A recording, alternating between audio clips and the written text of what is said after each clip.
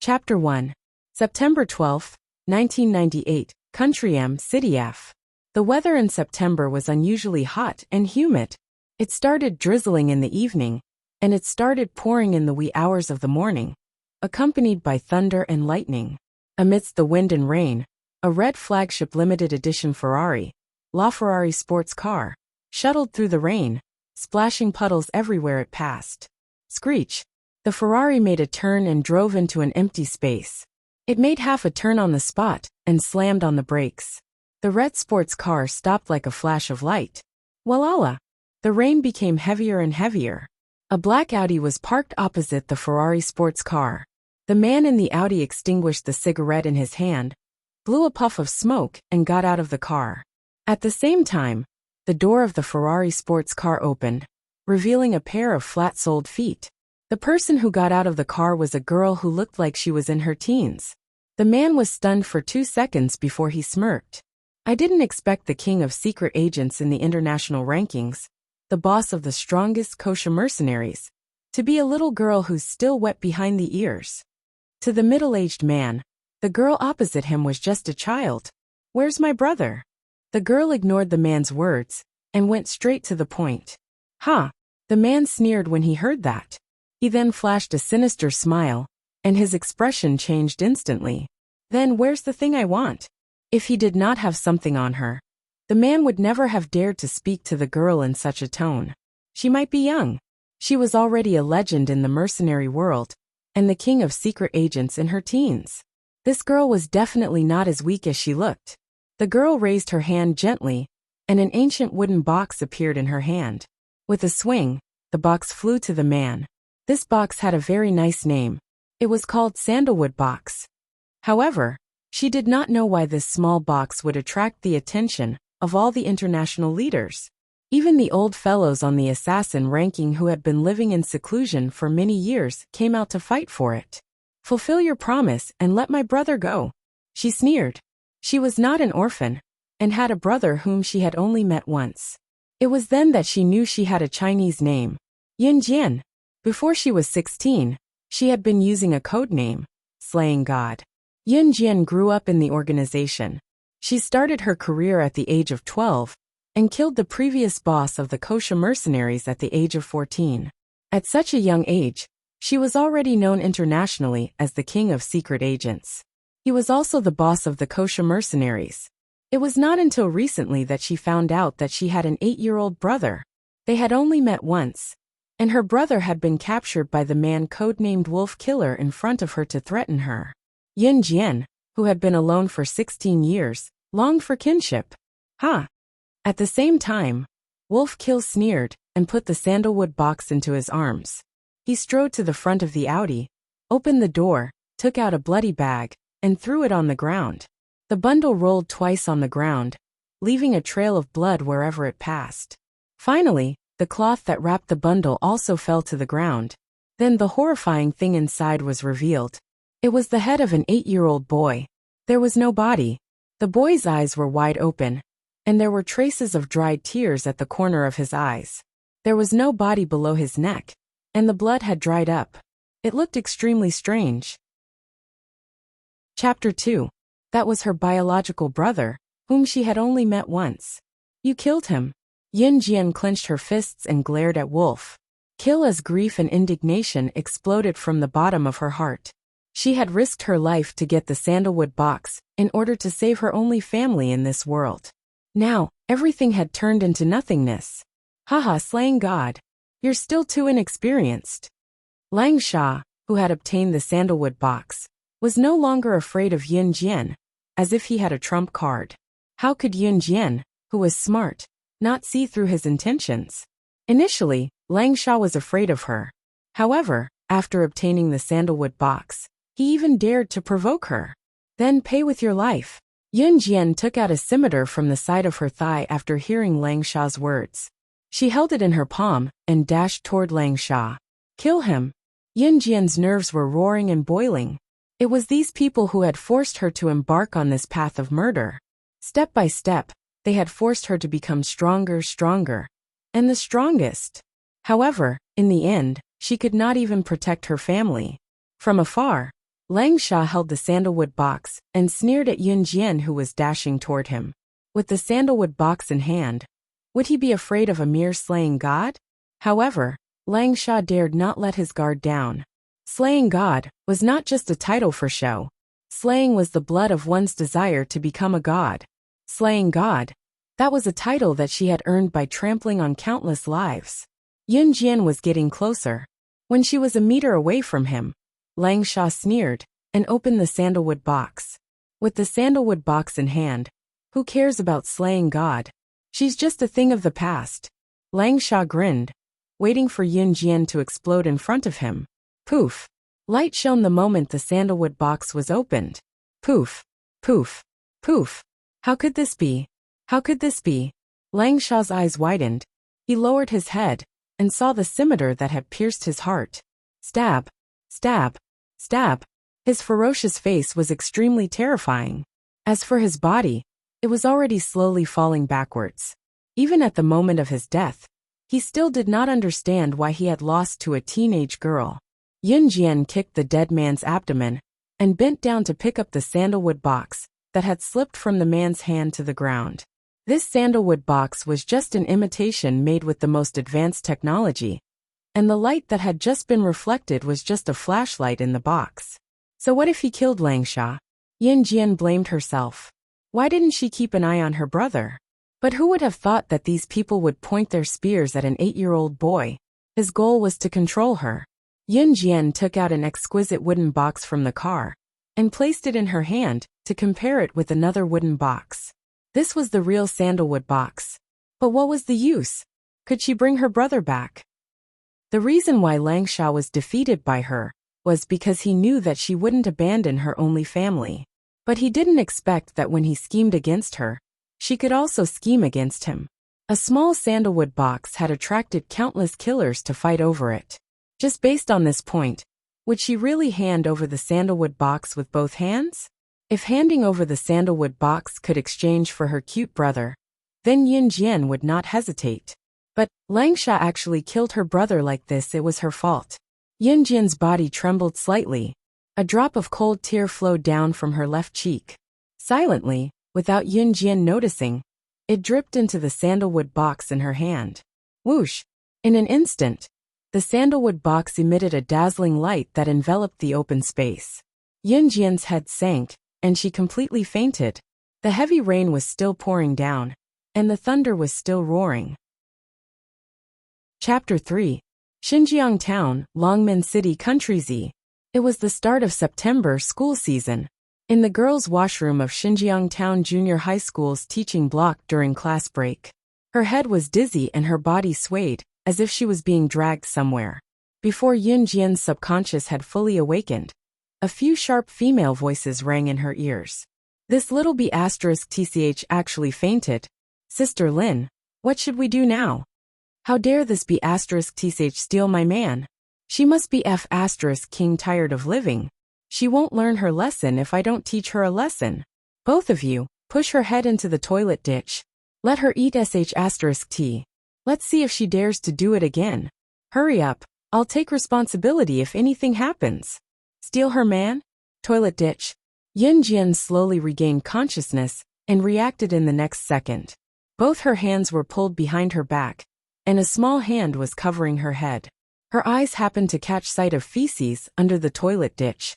The stench of feces wafted from the bottom of the toilet ditch. The hand that was pressing down on her head was about to push her head into the toilet drain. Yun Jian did not have time to think about where she was. Her hands buckled reflexively, and she broke free from the person who held her hands as fast as she could. At the same time, her feet did not relax as she hooked back lightly and kicked the two people behind her to the ground. Her movements were swift and violent. Ah! The two girls' soft cries came from behind. Yun Jian had already jumped a few meters away from the toilet ditch and had a clear view of the situation before her. Where was she? Who were the 15-year-old girl in front of her and the two girls she had just kicked to the ground? Yun Jian, the 15 to 16-year-old girl with heavy makeup who stood in front of her, was shocked when she saw Yun Jian's strange movements and the way she broke free from the two girls who were on the ground. She could not help gritting her teeth and growling in anger. You're calling me? Yin Jian asked in surprise. This girl actually knew that her name was Yin Jian? She had never mentioned the name Yin Jian to anyone. As an ace agent, she had always used the codename Slaying God to announce to the public. On the contrary, she had only known the name Yin Jian not long ago, so outsiders would not know about it. What? Aren't you Yin Jian? Why are you pretending? Are you still pretending to have amnesia? Do you think the school hunk will take a few more glances at you? Let me tell you. The school hunk is Sister Lin's boyfriend. Don't even think about it. One of the girls who was kicked to the ground by Yin Jian was slapped on the ground was Yin Jian's, glaring at Yin Jian. Yin Jian's name, Yin Jian's, and Yin Jian's Yunz's. Once Yin Jian heard it, she felt that something was off about this place. They were strangers in a strange place, and they had no grudges against her. Why were they so hostile toward her? When she thought of this, she suddenly reached out and touched her face and facial features. She could determine a person's appearance by touching their facial features. Clearly, this was not her face. What was going on here? She only remembered that she had returned to the car to take out the sandalwood box after killing Lang Sha. There was a flash of white light, and she had fainted. Had she entered someone else's body? Yin Jian, who was standing at the front, was annoyed when she saw the state Yin Jian was in. How dare this little b***th ignore her? She was dazed for a moment, then laughed at Yin Jian. Yin Jian, are you lonely? How dare you touch your own face in front of everyone? Are you that desperate for a man's love? How dare you seduce my man? You're courting death. Lin Mingyu suddenly remembered something when she said the last sentence. She glared at Yin Jian fiercely again, then turned to instruct the other two girls. Chapter 4. Lin Mingyu glared viciously at Yin Jian. She looked as if she wanted to tear Yin Jian into pieces. Yin Jian narrowed her eyes and raised her eyebrows. She watched as the two girls who had obeyed Lin Mingyu approached her. She was not flustered, although she did not know why she was here, or why she had entered another girl's body. However, the three girls in front of her did not pose a threat to her. Although she did not know the situation, she, Yin Jian, was not someone to be bullied. She was the top secret agent in the world. The number of people who had died in her hands could form a long street. Although the girls in front of her were about the same age as her, she knew that they were probably delicate girls who would be afraid even if they saw a dead person. Yin Jian's lips curled into a smile. It was faint, but it sent chills down one's spine. The two girls who were approaching her were stunned and stopped in their tracks. What are you waiting for? Come on, you two. Stop dilly-dallying. Are you waiting for the food to be served?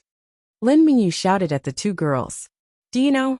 Yin Jian suddenly continued Lin Mingyu's words and said. Lin Mingyu was stunned when she heard that. What? No what? Was this little b***th stupid? She had just pretended to have amnesia, and now she was keeping her in suspense? Even so, she would not let this little b***th off today. Don't even think about it. Those who want to attack me, I will usually. Yin Jian finished her sentence and moved in the next second. In a flash, she appeared behind Lin Mingyu and the other two girls in the blink of an eye. Yin Jian reached out her hand and bent it like an eagle's claw. In the next moment, she was already strangling Lin Mingyu's neck. Yin Jian, who was already standing behind Lin Mingyu, blew at Lin Mingyu and continued. Like this, break her neck. At the same time, she tightened her grip. At this moment, Lin Mingyu and the other two girls finally reacted. In the blink of an eye, Yin Jian, who was just 1 or 2 meters away, had already run behind Lin Mingyu. Lin Mingyu could not help but shudder out of reflex. Did Yin Jian take the wrong medicine? However, how could someone who was originally as timid and weak as a slug become a different person after being knocked unconscious for a while? Lin Mingyu was being threatened by Yin Jian, and she was naturally furious. She was not a patient, and was about to retaliate, but she suddenly realized that she could not speak. With her neck with Yin Jian seemed to be choked by something, and she could not say anything. At this moment, Lin Mingyu started to panic. However, she did not know that her neck was being choked. If Yin Jian increased the strength of her grip, then her neck would really be twisted off. Killing, in Yunjian's previous world, was as simple as eating and sleeping. However, because she did not know where she was, Yunjian did not kill her ruthlessly. She did not know if there was an ambush around. Otherwise, Lin Mingyu would have become a cold corpse by now. Just as Lin Mingyu's breathing gradually became heavier, and she was about to suffocate, Yunjian suddenly let go of her grip. But just as Lin Mingyu heaved a sigh of relief, she kicked Lin Mingyu hard, and she fell to the ground. Lin Mingyu screamed, and the other two girls quickly went to help her. Looking at the three people in front of her, Yunjian said softly, "I have never been a good-tempered person. Just now, you wanted to push my head into the cesspool. Now I will give you two choices. 1. Jump into the cesspool yourselves, or I will kill you now." Chapter 5. Cough, cough, cough. Lin Mingyu, who was freed, took a few deep breaths and coughed a few times. Then, she stared at Yunjian and ignored Yunjian's harsh words. She was a little scared but pretended to be strong. "Yunjian, you dare to threaten me. You dare to hit me. Do you know who my father is? My father is the principal of our school. I want you to apologize to me right now. Otherwise, you don't have to attend this school anymore. I'll go look for my father now and ask him to expel you." Lin Mingyu dared to hit Yunjian in school because her father was Xinjiang Town Junior High School's principal. Actually, even if Yunjian apologized to Lin Mingyu obediently, Lin Mingyu would not let her off so easily. However, the current Yunjian was no longer the cowardly slut she used to be. Apologizing for no reason was a word that had never appeared in Yunjian's dictionary. Yunjian flashed an odd smile as she inched closer to Lin Mingyu and the other two girls. You, what do you want to do?" Once they recalled Yunjian's strange moves, Lin Mingyu and the other two were a little scared. They took a few steps back and asked in unison. Yunjian was already standing in front of the three. She stopped smiling and spat out 3 words that were enough to make Lin Mingyu and the other two flabbergasted. "Kill you." Since the 3 of them were so stubborn, then there was no need for them to live in this world. Moreover, Lin Mingyu had ordered the other 2 girls to frame her. She had already given them a chance, but they did not want it. Instantly, a murderous aura emanated from Yunjian's body. Lin Mingyu and the other 2 were forced into a corner by Yunjian's aura. They did not dare to say a word, and could only tremble uncontrollably. "Teacher, it's here. My friend Yunjian was caught in the toilet by them." Just as Yunjian was about to kill the 3 of them, an anxious and determined female voice came from outside the toilet. Yunjian frowned and turned around to look. He saw a girl about 15 or 16 years old walk in from outside the toilet, followed by 2 female teachers. The girl who came in first looked delicate and pretty. She was petite and cute, but her face was filled with worry. However, when she saw this face, Yunjian's mind suddenly went blank. She took 2 steps back and steadied herself. At this moment, a cluster of memories that clearly did not belong to him was forcefully stuffed into his head in the next second. What was going on? "Xiao Jian, what's wrong with you?" When the petite girl saw Yunjian take a step back and wobble as if she was about to fall, she was so frightened that she immediately ran over to support her. Yunjian closed her eyes for 3 seconds. When she opened them again, countless images flashed through her mind. She had been reborn. It seemed that her guess was right. She had really entered another girl's body. For some reason, the cluster of memories just now suddenly appeared in her head. She had accepted all the memories of this girl. The original owner of this body that she had possessed was also called Yunjian. The original owner, Yunjian, was an ordinary 3rd-year middle school girl in Xinjiang Town High School. She came from an ordinary background, and everything about her could have been ordinary. But she had an exquisite and beautiful face. Although it was not seductive or playful, this body had delicate features and gave off an exquisite beauty.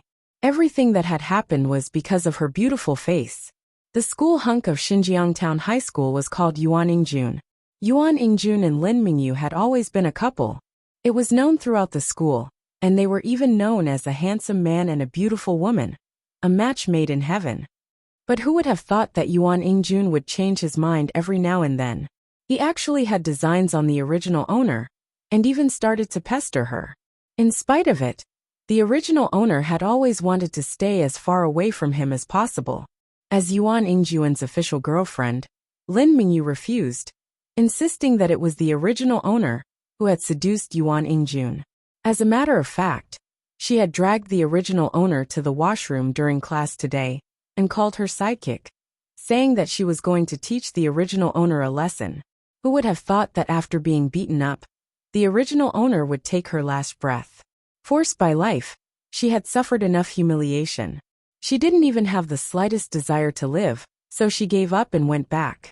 Therefore, for some reason, she, slaying God, the king of secret agents and the legend of mercenaries, had been reborn into the original owner's body and became her. Chapter 6. I'm fine. Yun Jian looked up at the girl who rushed over to help her and gave her an answer. This girl was called Lu Fian and was a very good friend of the original host. When the original host was caught by the three of them and beaten up in the toilet, Lu Fian knew that she didn't have the ability to stop this, so she immediately ran to call the teacher over. But she was too late. The original host was already dead, and the person who replaced her was Yun Jian. She was already tired of being a secret agent in her previous life and wanted to leave the organization, leave the world of assassins and secret agents, and live a normal life with her brother. But who would have thought that her brother would be killed, and she would encounter such a strange thing like rebirth? But now that she came to this body, she could finally leave the organization of her previous life. Yun Jian gladly accepted this result. But her brother's death was not over. She wanted to retire, but who knew that those people in her previous life would go crazy and take her brother as a hostage and kill him? Although Langsha was killed by her, Yun Jian knew that there must be someone controlling him. She, Yun Jian, would definitely take revenge. What's going on?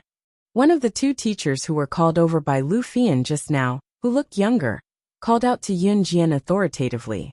This teacher's surname was Wang, and she was a new teacher who had just graduated from university and was assigned to Xinjiang Town High School.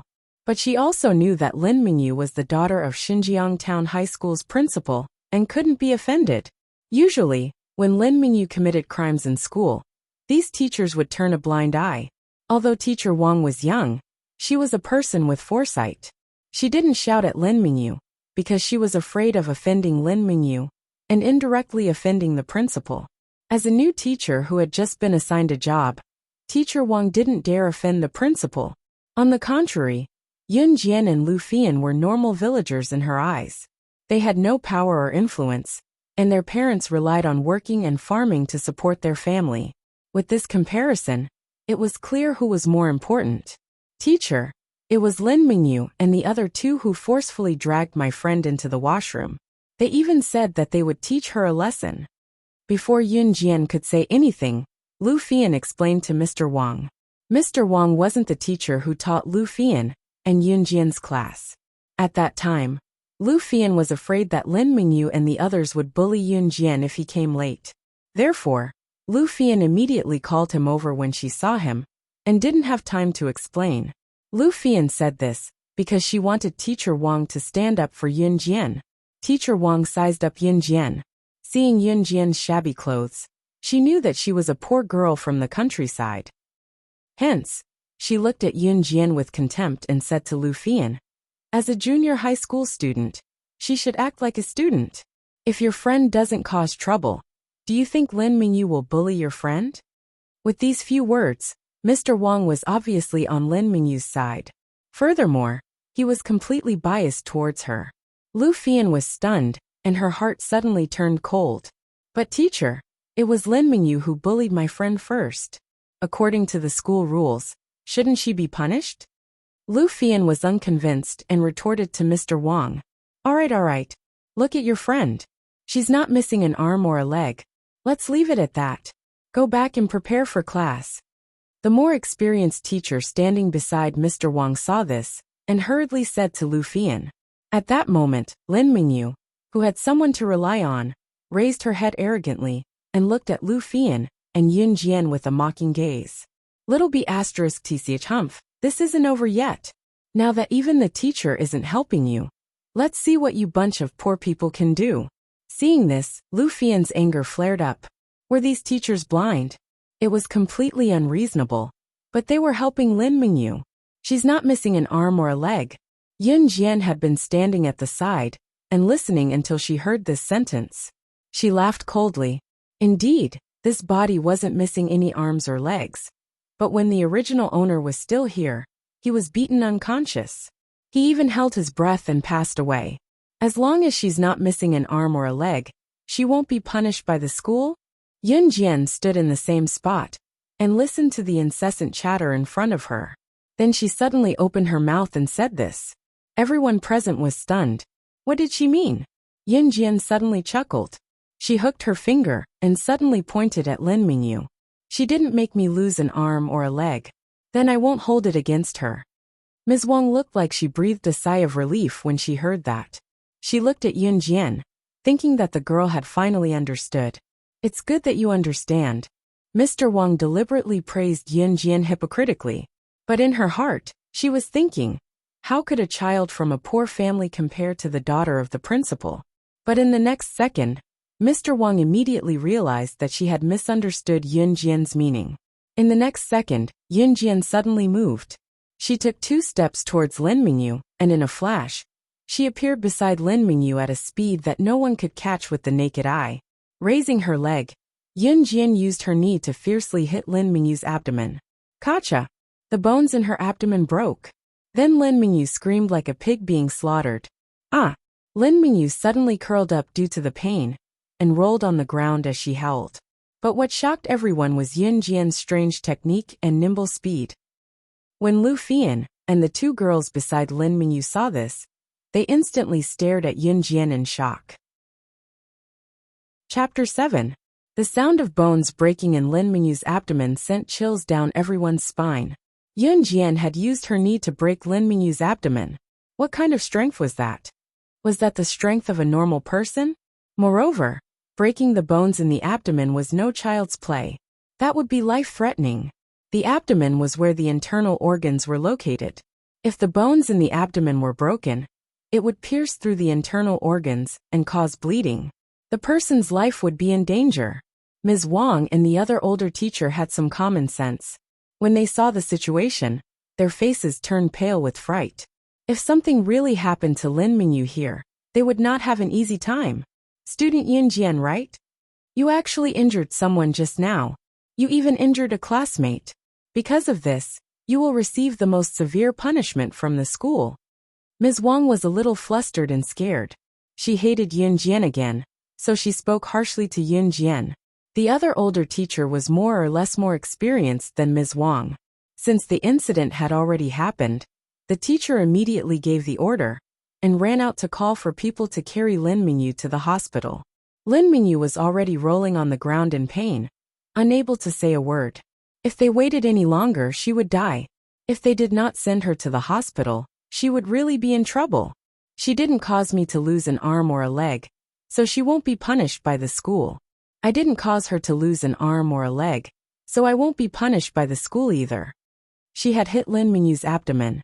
Lin Mingyu's arms and legs were still fine.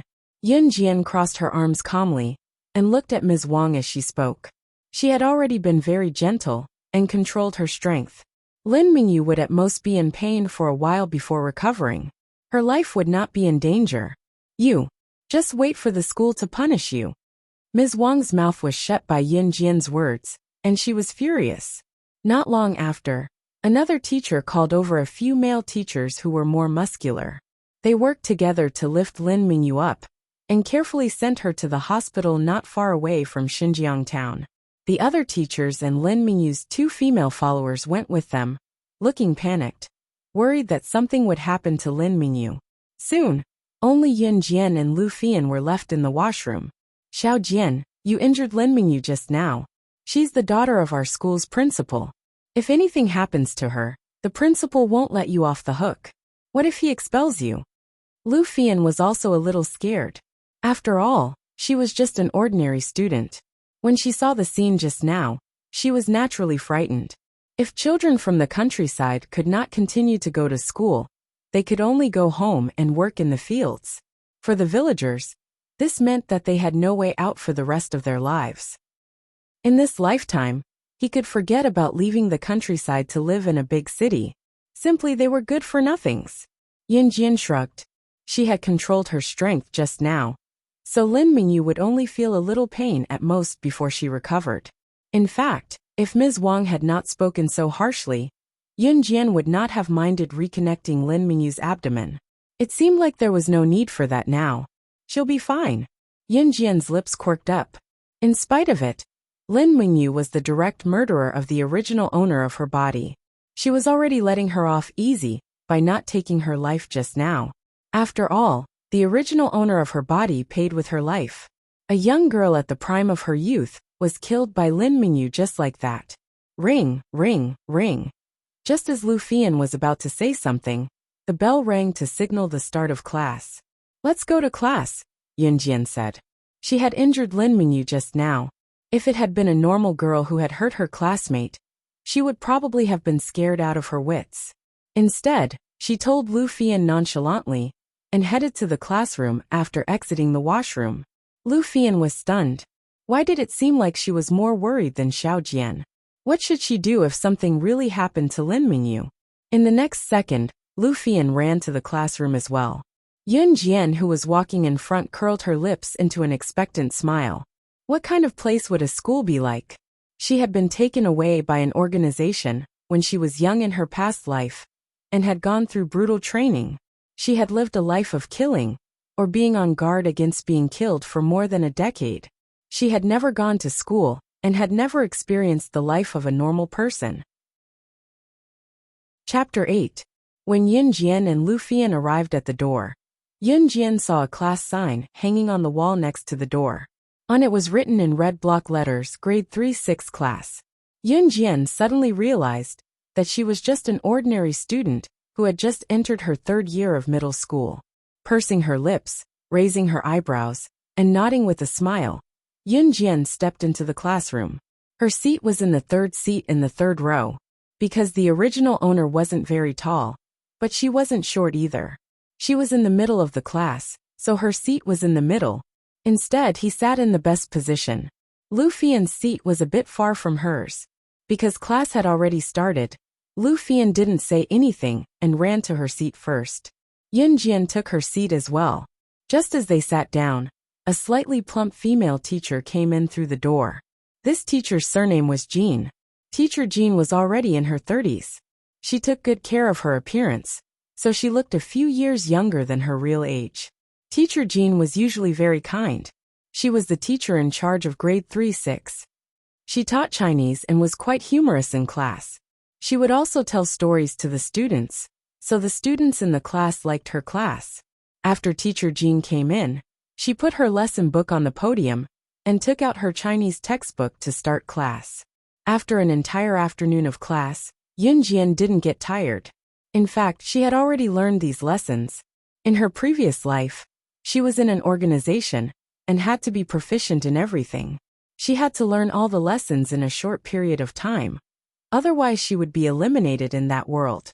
However, during class, Yun Jian still listened attentively. She only enjoyed the process. At 16:50 in the afternoon, school ended on time. Because today was Friday, there was no evening self-study, so school ended early. Usually, there would be evening self-study from the weekend to Thursday. So after the evening self-study, school ended around 8 in the evening. When school ended, the bell rang. Before Teacher Jean could announce the end of class, a few naughty boys in the class took their bags and sneaked out the back door. The teacher had a headache over these naughty students, but there was nothing she could do. After the head teacher left, the students picked up their school bags and ran back home. Friday after school was the happiest time of the week. Xiao Jian, wait for me. Let's go together. Lu Fian packed her bag hastily after class and called out to Yun Jian. Yun Jian didn't respond, but she waited for Lu Fian. Lu Fian was a very good friend of the original host. She wasn't a bad person. At least when she saw the original host being bullied, she would think of ways to help the original host. She didn't alienate her because she was afraid of offending Lin Mingyu. Lu Fian quickly packed her bag and ran over. She said excitedly to Yun Jian, "Let's go." Okay, she replied softly. Yin Jian nodded and walked towards the school gate with Lu Fian. The two of them walked side by side and soon exited the school gate. Xinjiang Town Middle School was located in the center of Xinjiang Town. Yin Jian's house and Lu Fian's house happened to be in the same direction, so they were going in the same direction. Just as they stepped out of the school gate, Yin Jian heard a loud male voice from the side. Xiao Jian.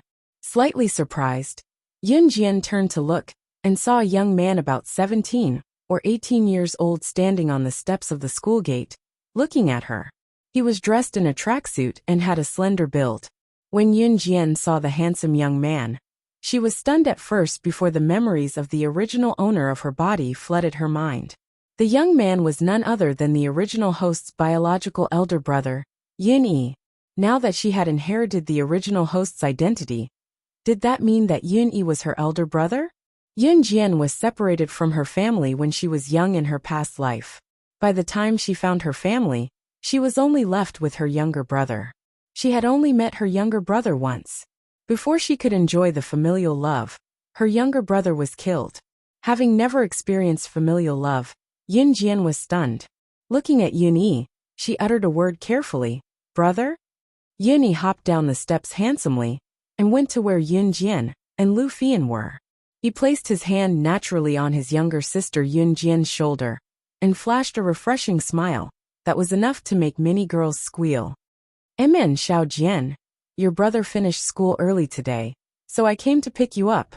Don't forget, it's our mom's birthday today. She's worked hard for us all her life, so we should honor her today. Yin Yi answered and spoke up, afraid that Yin Jian would forget what day it was. Yin Jian did not know the situation, but she found the answer from the original host's memory. The original host's family was more complicated, and she had a biological elder brother. Her brother had excellent results in the middle school exams last year and was admitted to a key high school in the city.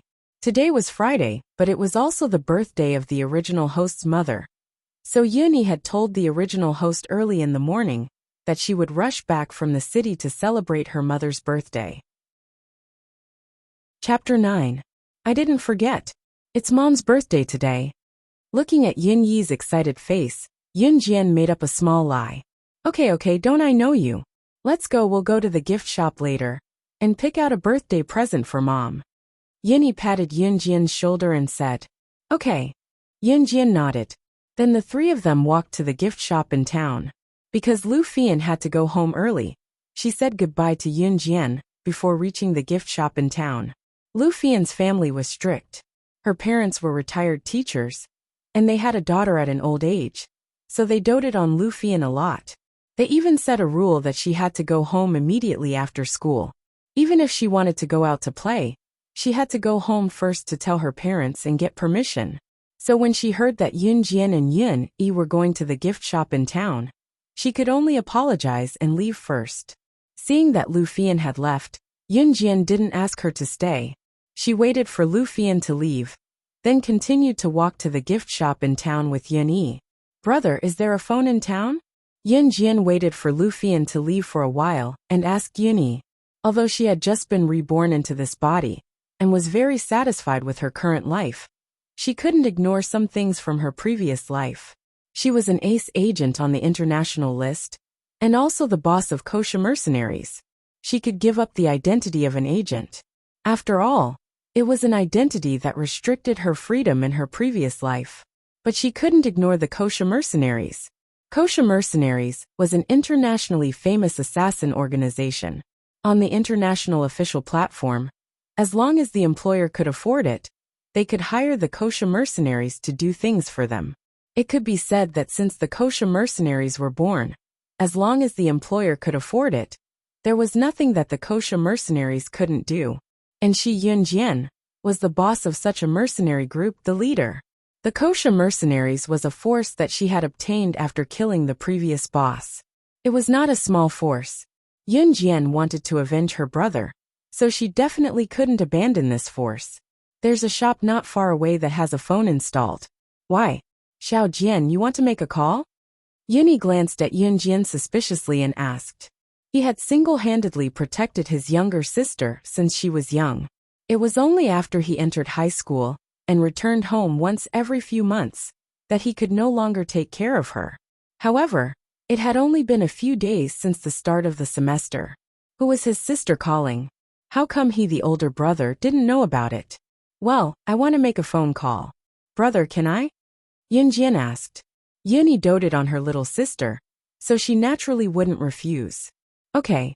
He had some pocket money saved up from his own meals. Although the phone bill was a little expensive, he was willing to spend it for his sister. In 1998, mobile phones were not yet popular in Z country. At this time, only a few tycoons, entrepreneurs and big bosses had mobile phones, pagers and other communication devices. For the original owner's family, which was not considered rich at all, they could not even afford a telephone. Yunjian and Yuni came to a small shop. It was not big, and the shopkeeper was a middle-aged man in his 40s. He held a fan in his hand and sat on a chair, waving his hand as he watched Yunjian and Yuni enter the shop. What would you like to buy? The shopkeeper asked casually. Boss, we want to make a call, Yuni told the shopkeeper. The shopkeeper set the timer on the phone and passed the receiver to Yuni. Yuni passed the receiver to Yunjian and asked Yunjian to make the call. Yunjian reached out and pressed a few numbers on the phone's dialing device, then waited for the call to go through. Yuni kept staring at her little sister, trying to see who she was calling. Beep beep beep. After 3 rings, the call went through. After Yunjian made the call, a man's fluent English voice came from the other end of the line. Hello. This man was her subordinate, codenamed Tiger. He was one of the leaders of the kosher mercenaries and ranked 8th on the international assassin chart. Just like his codename, he had the ferocity of tiger and the speed of a cheetah. Yunjian glanced at Yun-yi and spoke to Tiger on the other end of the line in fluent English without hesitation. I'm slaying. I won't be going back for the time being. I'll leave the matters of the organization to you. Slaying God, also known as slaying. With that, Yunjian hung up without waiting for the other party's reply. She would never wait for an answer when she spoke to someone on the phone. It was because the other party would definitely obey her orders. Hearing Yunjian's fluent English just now, Yunyi's eyes widened as she stared at her younger sister. Yunyi was excellent in English and had even gotten into the best high school in the city, but her younger sister's grades had always been poor, especially in English. In spite of it, Yunjian's fluent English just now was something that even the English teachers who graduated from their school would have to admit they were not as good as her. When did his younger sister become so outstanding? Moreover, who was that person? Why did Xiao Jian hang up right after she finished speaking? From the looks of it, it was as if he was talking to his subordinates. The shop owner, who was still waving his fan, paused abruptly when he saw Yunjian's actions. To be honest, he had been a shop owner for many years, but this was the first time he had seen such a clean little girl. She made a call, spoke in a foreign language, and hung up before the other party could reply. What kind of call was that? Chapter 10. Xiao Jian, who did you call just now? Why did you hang up right after the call got through? Yunyi paid the shop owner's phone bill and walked out of the shop with Yunjian. He could not keep it a secret and blurted it out after holding it in. He realized that his younger sister's personality had changed a lot when he came back this time. In the past, whenever Yunjian was troubled, she would tell him about it, even if it was the tiniest of trifles. Right now, Yunjian was like a complete stranger to him. It was as if everything was just reality in her eyes.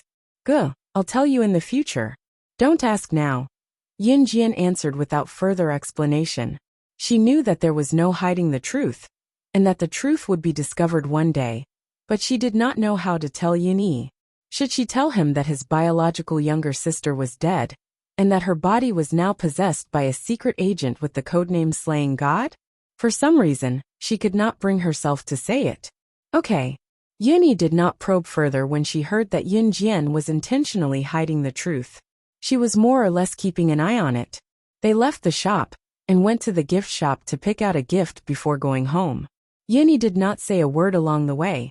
Yunjian did not utter a word as well. Both of them arrived home 20 minutes later. The original owner's house was not big, only 1 floor.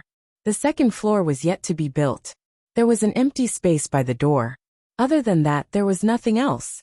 It was evident that the family was not wealthy. In fact, they were living a tough life. That was the truth as well. That was why the second floor of the house had not been built for a long time, because there was no extra money to build it. Yunyi opened the door first and called out loudly, "Mom, we're home." Yun Jian stepped into the house with Yunyi. She was at the top of the world in her previous life. Although she faced death every day, she lived the best life. Compared to her previous life, the original owner's house was simple but filled with warmth. "Xiao Jian, you're back. Dinner's just ready. Hurry up and wash your hands and get ready to eat." In the simple kitchen, a woman in her 40s carried a plate of dishes and muttered as she walked.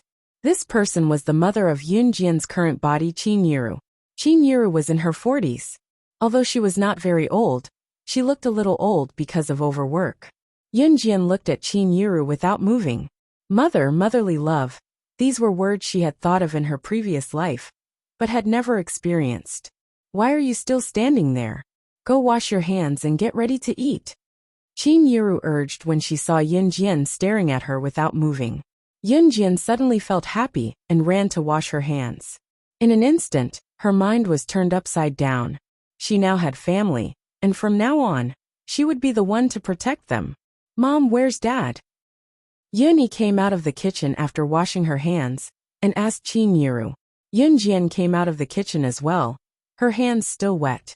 Just as Yunyi finished her question, Qin Yiru's hands that were fiddling with the bowl and chopsticks suddenly paused. "He's not back yet."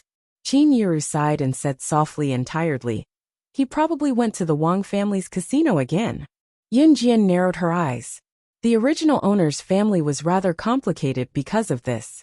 The original owner's mother was a worker in a textile factory, earning a meager salary to support her children's education. The original owner's father, on the other hand, was a loafer. Not only did he live off a woman at home, he did not have a job and loved to gamble. Once he gambled, he would stay out all night. Sometimes, he would even go home to steal the money Qin Yiru saved for the children's education to continue gambling. If he lost, he would go home to steal money and continue gambling, completely ignoring the lives of his family members. Therefore, the livelihood of this family completely fell on Qin Yiru's shoulders. After a long period of fatigue, Qin Yiru, who was only in her 40s, looked like an old woman in her 50s. Dong dong dong. At this moment there was a sudden knock on the door. There was someone outside. Qin Yiru was stunned for a moment before she swiped the handle to open the door. After opening the door, there was a group of completely unfamiliar faces standing at the door. The group of people seemed to have formed a gang, and were gathered together, holding wooden sticks and so on in their hands. It was obvious that they did not come with good intentions. "Who are you looking for?" Qin Yiru asked carefully, when she saw the group of people standing outside the door. Yun Jian silently stood beside Qin Yiru, and also looked at the group of people outside the door. Among the group of people, the person standing at the front with a long scar on his face raised the wooden stick and looked impatiently at Qin Yiru. "This is Yun Gang's house." Yun Gang was the original owner's father, and also her current father. Yun Jian narrowed her eyes. Qin Yiru suddenly had a bad premonition, but she still replied, "Yes, and you are." Chapter 11. He borrowed from loan sharks. Qin Yiru's eyelids suddenly twitched. She spoke with uncertainty, and even her voice was trembling. She was referring to Yun Gang. "Nonsense. Yun Gang borrowed $5,000 from me 3 months ago, and promised to return it today. Damn it, he's nowhere to be found today." The scar-faced man looked at Qin Yiru with disdain and said fiercely. Obviously, this group of people were hired by the scar-faced man. Yun Gang had not returned the money he borrowed, and had gone into hiding. Since he couldn't be found, the scar-faced man naturally came to his house. What's more, for those who borrowed money from loan sharks, if they didn't pay back the money within a limited time, not only would the interest increase, more importantly, this group of loan sharks would do anything. Yun Gang had actually borrowed money from loan sharks behind her back. More importantly, he had borrowed $5,000. $5,000 in 1998 was not a small amount. Moreover, with their family's financial situation, they wouldn't even be able to return $500, much less $5,000. Now that Yun Gang had borrowed the money, he had run away and left this mess behind. He was forcing them into a dead end. Qin Yuru clutched her chest, her body trembling slightly. She was so angry that she almost couldn't stand properly. Yun Jian caught her in time. "Mom, are you okay?" Yun Jian's eyes were fixed on Qin Yuru. She didn't even look at the scar-faced man and his group of people. It wasn't that she didn't care. It was just that although this group of people looked majestic, and each of them was holding a metal rod and wooden rod in their hands, they looked intimidating, but when it came to their true abilities, she didn't fear them at all. Yuni clenched her fists and looked at these people in front of her. However, she could only suppress the anger in her heart and said to the scar-faced man, "The money.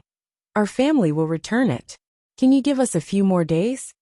What Yuni wanted to do most now was to find his father and give him a good beating. However, there was nothing he could do now. His father was a scumbag and inhuman. But now, he was the only man in the family. He had to think for his mother and sister and shoulder the heavy responsibility of this family. Therefore, he could only lower his attitude towards this group of people. It couldn't be helped. Who asked them to meet such a father? The scar-faced man sneered and reached out to pick his nose, picking out a lump of booger from his nostril. He looked at Yun Yi as if she was a clown and said in a disdainful tone, "Ha, give me a few days." "Sure." However, before Yun Yi could breathe a sigh of relief, the scar-faced man continued, "Unless you let your sister accompany us and have fun. Or you can lick the booger on my hand clean. Maybe I'll be happy and agree." Ha. Ha ha. As he spoke, the scar-faced man lifted the booger that he had just picked out from his nose. The surrounding men with the scar-faced man all laughed and looked at Yun Jian with evil intentions. This little beauty's appearance was really not bad. She had big eyes and a small mouth. Her appearance was very delicate and pretty. Yuni suddenly clenched his fists, but he couldn't do anything. For his sister and mother, he had to endure it.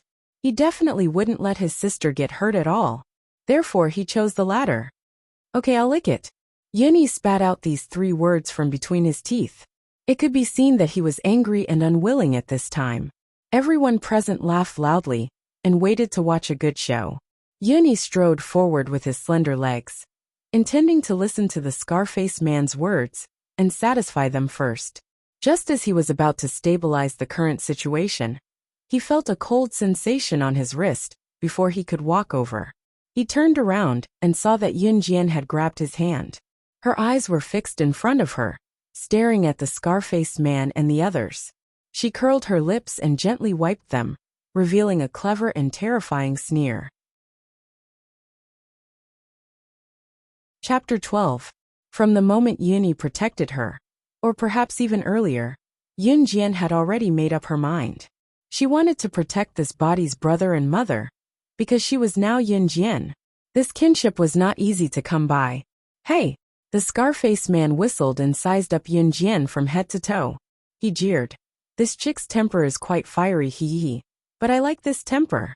As soon as he said that, the group of men around them also started to jeer. Yun Jian's harsh words were completely treated as a joke in the eyes of this group of people. This little girl actually dared to speak in such a tone. Pfft! Wasn't she trying to be funny? Seeing this group of people looking at her sister strangely, Yuni quickly shielded Yun Jian behind her again. "This matter has nothing to do with my sister and mother. If you want money, come to me. I will find a way to return it to you." When Yuni said that, she was not confident. "Return it? How are you going to return it?" The scar-faced man suddenly stopped smiling and stared at Yuni fiercely. "Today's money, I must take it with me.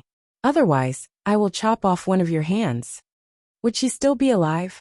If Yuni lost both of her hands, how was she going to live in the future? How was she going to talk about the future?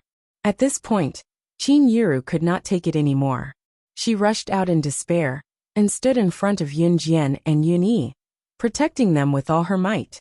She lost control and knelt down at the scar-faced man and the group of people shouting, "Don't hurt my children! If you want to chop off my hands, chop them off. It's all my fault. I beg you, don't hurt my children. Seeing this scene, the scar-faced man boasted even more mockingly. This family was really interesting. Yunjian caught Qin Yiru in time and prevented her from kneeling down. She handed Qin Yiru over to Yun Yi and rolled up her sleeves without saying a word. Seeing Yunjian's action, everyone was stunned. What was she trying to do? But in the next second, Yunjian rolled up her sleeves and walked towards the scarred man's group. Yo, brother Fan, has this little beauty thought it through and decided to offer herself to you? Ha! Ha ha ha. Standing next to the scarred man, a monkey-like man boasted to the scarred man. The scar-faced man who was called Brother Fan was Zhang Jifan. Zhang Jifan was the big brother of this group.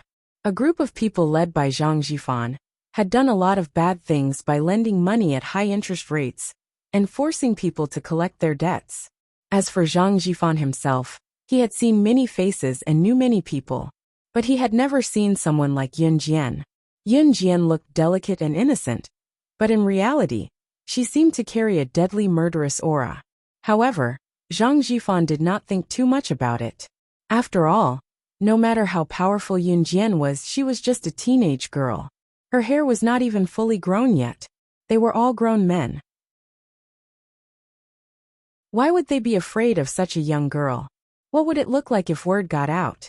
Just as Zhang Jifan decided to ignore Yun Jian and directly cripple Yun Yi's hand to show off his power, he was shocked by Yun Jian's next move.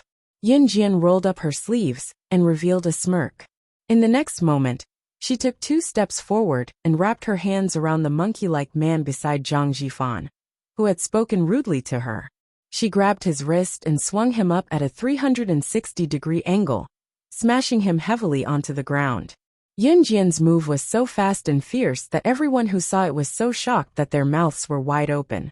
Was this the speed a person should have? Was this the strength a young girl should have? She had just swung him up and smashed him onto the ground. Chapter 13. Oa. The monkey-mouthed man was thrown to the ground by Yun Jian. He howled in pain, his body trembled slightly, and he fainted after falling to the ground. When everyone saw this scene, they instantly felt a chill run down their spines. Qin Yiru looked at her daughter in disbelief. Yuni narrowed her eyes thoughtfully, but she was also shocked by her sister's actions. You. Seeing Yun Jian throw the monkey-mouthed man to the ground and slowly walk towards him again, Zhang Jifan could no longer remain calm. Previously, he didn't take Yun Jian's words seriously and only treated her as a child. But now, with the monkey-mouthed man lying on the ground, they didn't know whether he was dead or alive. Zhang Jifan and the others all obediently shut their mouths, their hearts trembling with fear. They also saw clearly how the monkey-mouthed man fell to the ground just now. The monkey-mouthed man's reaction speed was the fastest among them, but Yun Jian's speed was several times faster than the monkey-mouthed man's. The people present couldn't even catch Yun Jian's speed with their naked eyes. How could they beat her? At this moment, Yun Jian slowly walked towards Zhang Jifan, stopped, raised her eyes, and looked at him with her beautiful and sharp eyes without fear.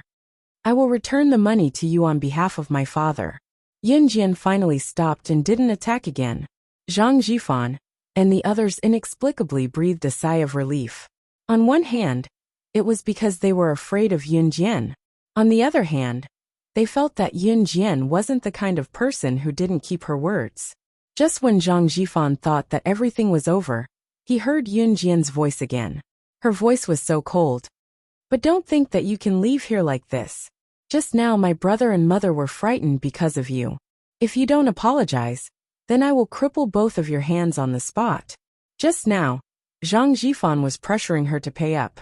He said that if Yun Yi couldn't pay up, he would cripple one of Yun Gang's hands. And now, Yun Jian had returned the same words to them. Just because her mother and brother were frightened, she wanted to break their hands if they didn't apologize. Zhang Jifan and the others widened their eyes. After what happened just now, they didn't dare to doubt Yun Jian's words anymore. However, what they did not know was that Yun Jian's codename was Slaying God. If she was still a secret agent, she would not just want their hands. That would be fate. Xiao Jian, come back. Let's forget about it. Let's not be calculative. Mom and your brother are fine. They weren't frightened. Qin Yiru was mild-mannered and was afraid that Yun Jian would continue to be calculative. Zhang Jifan and the others had found help after they left, so she called out to Yun Jian, worried that her daughter would be hurt. How could someone like Zhang Jifan, who earned money from loan sharks all year round, not have a backer? If they really pissed them off, Qin Yiru was afraid that they would come knocking again, and her daughter would be in real danger. Yun Jian did not turn to look at Qin Yiru, but she had listened to Qin Yiru and let Zhang Jifan and the others go. Since my mom said so, scram. Yun Jian looked up and glanced at Zhang Jifan and the others. Then, she looked at Zhang Jifan and the others and chuckled. Remember, the person who owes you money is my father, Yun Gang. I'll return the money for him this time. But if there's a next time, go find him if you want him dead or alive. He asked for it himself. Don't ever come to my house again. Zhang Jifan and the others' eyelids twitched at her words. This little girl really knows how to say anything. No matter how much of a jerk Yun Gang was, he was still her father, right? How could she say something so heartless at such a young age? Coupled with her unfathomable skills just now, it was hard to fathom. Chapter 14. After Zhang Jifan and the others left, Qin Yiru collapsed completely. She shuddered and nearly fell to the floor, her eyes glazed over. It was fortunate that Yun Yi was holding her up, so she did not look terrible. To a woman, having her husband cheat on her was the most intolerable thing. Apart from this, the concept of gambling and cheating were the same. Small gambles were enjoyable while large gambles were harmful. Although Yun Gang did not cheat on his wife, he was addicted to gambling and neglected his job. All these years, he relied on Qin Yiru to take care of the household and earn money to support the family. Not only that, sometimes, the money that Qin Yiru worked hard to earn would be stolen by Yun Gang. He continued to gamble and was never tired of it. Qin Yiru could tolerate all this. She had thought that it would be over after a little bit of tolerance, and she would just make do with it. Who would have thought that Yun Gang would borrow money from loan sharks? He was really going to drive them to their deaths. Those loan sharks were capable of doing anything. If Xiao Jian had not been ruthless and chased those people away today, the consequences would have been unimaginable. Qin Yiru did not consider how her daughter, Yun Jian, had become so skilled all of a sudden. It was because her mind was not here now. For the first time, she truly wanted to divorce Yun Gang.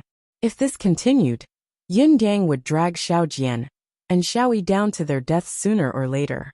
They could not live like this anymore. Yun Jian walked to Qin Yiru in silence. Looking at this person called her mother, she did not know why she felt a pang of jealousy. In spite of it, she knew that this was not her true feelings. It was probably the heart that was left in her by the original owner. Mom, you still have me and Gidge. We'll live on our own from now on. As for her so-called father, he was heartless, so naturally, Yun Jian would not be loyal to him. Yun Jian looked at Qin Yiru and Yun Yi and spoke resolutely, which made Qin Yiru feel better. Qin Yiru held Yun Jian's hand tightly. Her pale face eased a little as she nodded heavily. Even if Qin Yiru did not say anything about Yun Gang, she would still be bothered. Qin Yiru did not say anything during dinner, remaining silent. Even when Yun Yi gave Qin Yiru the gift she had carefully selected, she only smiled faintly. There was an indescribable bitterness in her heart. Yun Jian could not understand Qin Yiru's pain. The pain of an ordinary woman. It was a silent night. It was Saturday. The next morning, Yun Jian woke up early and loaded all the heavier items into her bag before running a few laps around Xinjiang town's riverside with her bag. Exercise was a habit from her previous life. However, the physique of this body was not good. She was drenched in sweat after running a few rounds with more than 10 kilograms of weight. In her previous life, she could run around the river with a person on her back without blushing, let alone more than 10 kilograms of weight. When the weather turned cloudy in the afternoon, Lu Fian came to Yun Jian's house to ask Yun Jian to go play in the park nearby. It was then that Yun Jian remembered that the original owner of her body had promised her earlier that they would go for a walk in the park this weekend. The park was not big, but it was a rather famous place near Xinjiang town. Usually, many people would come here for a stroll when the weather was good. The weather turned cloudy on Saturday afternoon, making it a good day for a walk. When Yunjian and Lu Fian arrived, there were already many people in the park. Xiao Jian, let's go sit at the pavilion over there. Lu Fian told Yunjian, perhaps tired from running a few rounds around the park. Yunjian nodded and both of them went over. There were already people standing at the pavilion, but there were still empty seats. When they approached the pavilion, however, Lu Fian suddenly exclaimed in surprise, that's... As she spoke, she pointed at a young man sitting at the pavilion. Yunjian's pretty eyes looked over there. A good-looking young man in a white t-shirt with blood stains was sitting on the stone bench at the pavilion. He was surrounded by a group of young men and women. This person was none other than the culprit who caused the original owner of her body to be accidentally killed by Lin Mingyu, Yuan Yingjun. Enemies were bound to meet on a narrow road. Yunjian smirked and was about to leave when she heard Yuan Yingjun's surprised voice behind her. Xiao Jian, why are you here for a walk too? Or are you here because of me? Chapter 15. Yunjian nearly laughed out loud when she heard Yuan Yingjun's last sentence. This was the funniest joke she had ever heard. She was just taking a stroll in the park and happened to bump into this person. Yet she was being accused of coming for him? Yunjian turned to look at Yuan Yingjun with a smirk. Who are you to me? I'm just taking a stroll in the park. What does it have to do with me whether you're here or not? Yunjian's words hit the nail on the head, but it was also the truth. If the person standing here was not Yunjian, but the original owner of the body, she would not dare say a word even if she was framed like this. That was why Lin Mingyu thought that it was Yunjian who seduced Yuan Yingjun, and not the other way around. That was why she found out about it. Yunjian, who doesn't know how to play hard to get. Do you think he'll look at you more just because you're so handsome? Dream on. Before Yuan Yingjun could say anything, a short and chubby girl with heavy makeup standing beside him spat at Yunjian. This chubby girl was obviously Yuan Yingjun's admirer. It was just that Yunjian did not expect that Yuan Yingjun, as Lin Mingyu's boyfriend, did not take care of her after she sent her to the hospital. Instead, he came to the park happily with a bunch of other people. Yunjian's cold gaze flickered. Not wanting to be involved with these people, she turned to pull Lu Fian away. She did not want to bother with a man like this, a scumbag for short. Lu Fian was taken aback by Yunjian's reaction just now as well. If this had happened in the past, Xiao Jian would have nothing to say, and would only hide behind her. Today, however, she retorted. Stop right there, both of you stop right there. Otherwise, don't blame me for being rude. I really won't be polite. When the fat girl saw that Yunjian and Lu Fian didn't even look at her, and were about to leave, she immediately became angry. The chubby girl's name was Shu Li. She was Xinjiang town's mayor's daughter, and used her father's position to bully others. Ever since she was young, she had the typical temper of a spoiled brat. Everyone in the town, inside and outside, who didn't try to coax her. But just now, this girl named Yunjian actually dared to challenge him? She even wanted to leave without saying a word. Where was she supposed to put her face? Therefore he shouted angrily.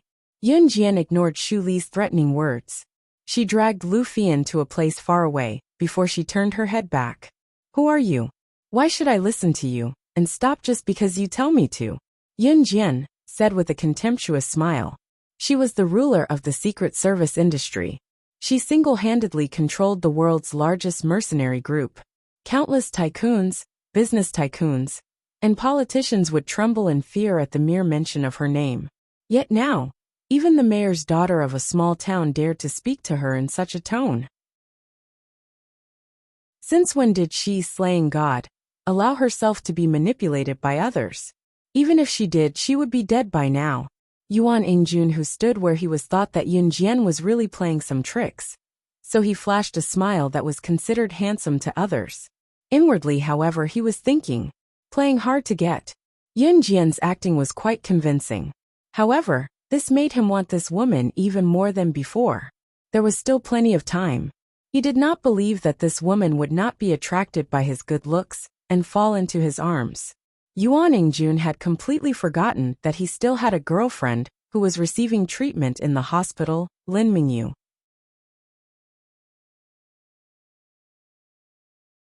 Chapter 16. My father is Xinjiang town's mayor. How dare you talk to me like that? Ha!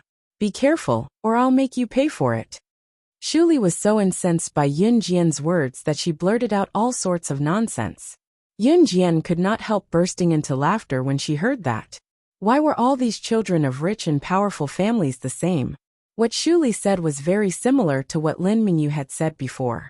It was just that Lin Mingyu's father was the school's principal, while Shuli's father was the mayor. From an objective point of view, there was no difference. Do you think I'm afraid of you? Yun Jian crossed her arms and looked at Shuli with a different gaze. In an era where the rich and powerful relied on their fathers, it would be a miracle if the original owner of the body could live peacefully with her family background and status. It was a pity that Yun Jian was not the original owner of the body. She could not be indifferent when others were pointing fingers at her. Xiao Jian, stop pretending. You've successfully caught my attention. Just tell us if you want to tour the park with us. Everyone welcomes you. Yuan Ingjun flicked his hair that looked rather charming and told Yun Jian with a look that said, I know what you're thinking. He thought that Yun Jian's words were Yun Jian's trick to play hard to get. To Yuan Ingjun, Yun Jian had put in a lot of effort to make the act so realistic. In spite of it, this was great. He had long wanted to mess with Yun Jian. Yun Jian had a delicate appearance and was so much prettier than Lin Mingyu, who had neither looks nor figure. If Lin Mingyu was not the principal's daughter, Yuan Ingjun would not want to be close to her. As for Yun Jian, to Yuan Ingjun, he was purely toying with her, thinking that he would throw her away once he was tired of her. That was all. Sorry, I don't play with pigs. Yun Jian's lips curled into a smile. It was a dazzling smile that was like the thorns of a rose, catching people off guard. Pigs? How dare she compare them to pigs? In the next second, Yuan Ingjun's expression darkened. Was Yun Jian too engrossed in her act? He had already invited her. What else did she want? Shuli, on the other hand, started scolding Yun Jian. You're the pig. Your whole family is from the gutter. People like you don't even have the face to live in this world. You want to attract Ingjun's attention. Why don't you look at yourself in the mirror? I didn't mention any names, but if you're assuming it's me, that's the truth. Yun Jian spoke faintly, but there was a smile on her lips. As soon as these words came out, Yuan Ingjun and Shu Li's faces instantly paled, looking very embarrassed. Ah! Snake! Snake! It was then that Lu Fian shrieked. Yun Jian turned to look at her. Following the direction that Lu Fian's trembling finger was pointing at, on the edge of the grass less than half a meter away from him and Lu Fian, there was a snake about half a meter long. Its body was yellowish-brown to dark grayish-black, and its head was oval. Its head was raised, and its neck was flattened like a rice spoon. Lu Fian had also suddenly noticed the venomous snake that had just crawled out from the bushes and screamed. Yun Jian's senses were quite good. Long before Lu Fian screamed, when she said that to Yuan Ingjun and the others, she had already felt the sound from the bushes. However, she only knew that it was a snake when she saw it. Her guess was not far from the truth. Isn't that a cobra? Beside Yuan Ingjun, a square-looking young man with large spectacles pointed at the snake and shouted in surprise. The park was not particularly big, and it was summer. There were snakes, but a cobra. A cobra, that was a real venomous snake. If you were bitten by it, you would die if you were not sent to the hospital immediately. Although Yuan Ingjun and the others were far away, everyone, including Yuan Ingjun himself, was scared. However, when they looked at Yun Jian, she looked natural and did not look scared at all. Everyone panicked. Chapter 17. Summer was the peak season for snakes, so it was not unusual to have 1 or 2 snakes in the park. It was just that they were extremely lucky to encounter a cobra. At this moment, the dark gray cobra that slowly crawled out of the bushes raised its head proudly. Its neck was flattened, and its tongue was hissing from its mouth. Yun Jian narrowed her eyes and pulled Lu Fian behind her without a word. The cobra's head was raised, indicating that it was ready to attack. Xiao Jian! You! Lu Fian cried out in worry when she saw Yun Jian, pulling her behind her, while she faced the cobra, that was not far away. Xiao Jian, be careful. One must not run when encountering a snake, much less run in a straight line. That was because the snake would chase after them with all its might. Yuan Yingjun and others who were a distance away were petrified. They dared not move or breathe in the pavilion, afraid that the cobra would notice them. Most people were born fearful of snakes, not to mention a cobra. This was a real venomous snake. One would die if they were bitten. Yuan Yingjun and others widened their eyes as they watched Yun Jian pull Lu Fian behind her to protect her. Then, they looked at Yun Jian, who was staring at the cobra intently like she was on her guard. Could it be that she wanted to fight against this venomous cobra by herself? Just thinking about the situation was enough to send chills down their spines. The cobra's body was wriggling, its head bobbing up and down as it swayed left and right. Unless one was a professional snake catcher, a human would need tools to catch a venomous snake. How could a person catch a snake when they stretched out their hands? Just as Yuan Yingjun and others thought so, and sensed the danger, imagining that Yun Jian might be bitten by the cobra in the next second, the cobra suddenly crawled toward Yun Jian. The cobra slithered to Yun Jian's left and right, shaking its head. In the next second, its coiled body uncoiled and attacked Yun Jian, who was closest to it, in a straight line. No! Xiao Jian!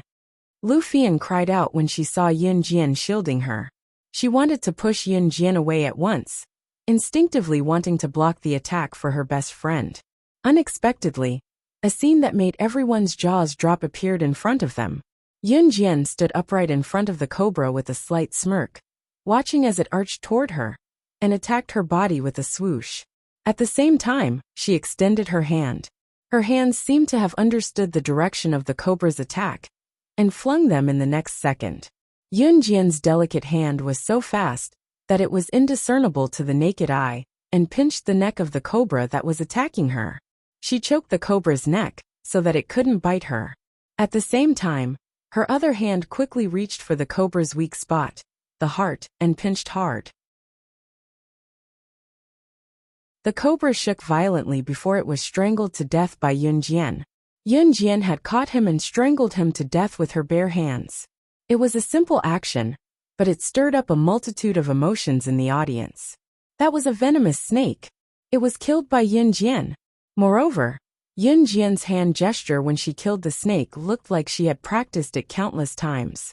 Even when she killed a venomous snake, there was not a hint of fear in her eyes. How could an ordinary student have such skills and abilities? Moreover, even an adult would be frightened when they saw a venomous snake like this. Yet, Yun Jian killed the cobra without batting an eyelid.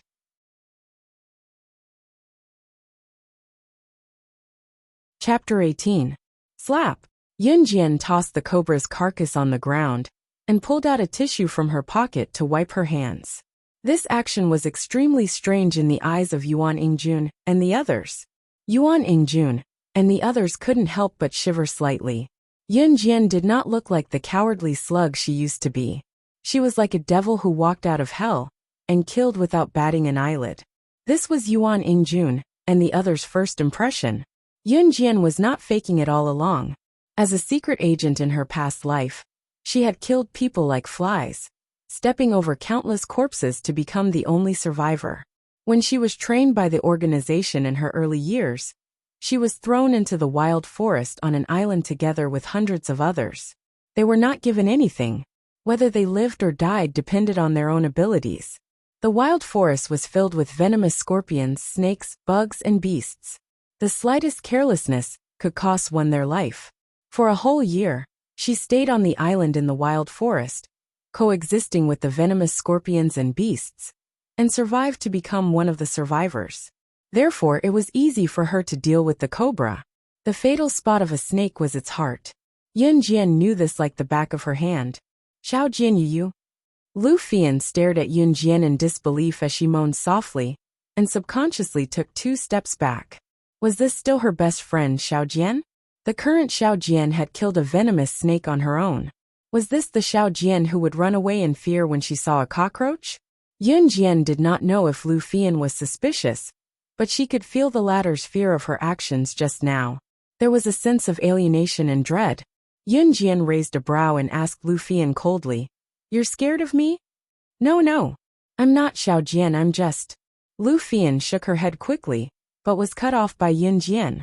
Not everyone is willing to be a weakling. In the past I was weak and powerless. But from now on, I will be like this. Yun Jian looked at Lu Fian and said each word clearly. Then she added, "If you're afraid, then don't look for me in the future." It wasn't that she was cold-blooded and heartless, but the environment of her previous life had made her who she was today. Sooner or later, he would return to the environment of his previous life, because he had yet to avenge his younger brother. If Lu Fian chose to distance herself from him, it would be a good thing. No. Lu Fian suddenly took a few steps forward and grabbed Yun Jian's hand tightly, her determined gaze glowing. "Xiao Jian, no matter what you become, you'll always be my best friend. Forever." I was just a little surprised just now. Seeing Lu Fian's firm gaze, Yun Jian finally nodded. After all, Lu Fian was just an ordinary girl in her 3rd year of middle school. The way she killed the cobra was too cruel, so it was normal for Lu Fian to not be able to accept it immediately. In spite of it, Lu Fian's plan to befriend her after witnessing her ruthless side was beyond Yun Jian's expectations. After that, Yuan Yingjun and the others watched as Yun Jian and Lu Fian left together, not daring to stop them. Even Xu Li, who had been aggressive and spoiled at the beginning, did not dare say a word when she saw them leaving, allowing Yun Jian and Lu Fian to leave.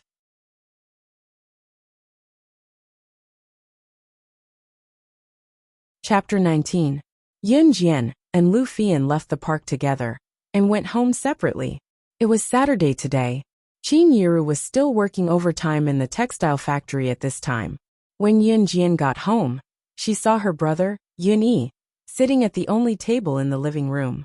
There was an exercise book on the table, and he had a pen between his slender fingers as he pondered over a problem on the book with a frown.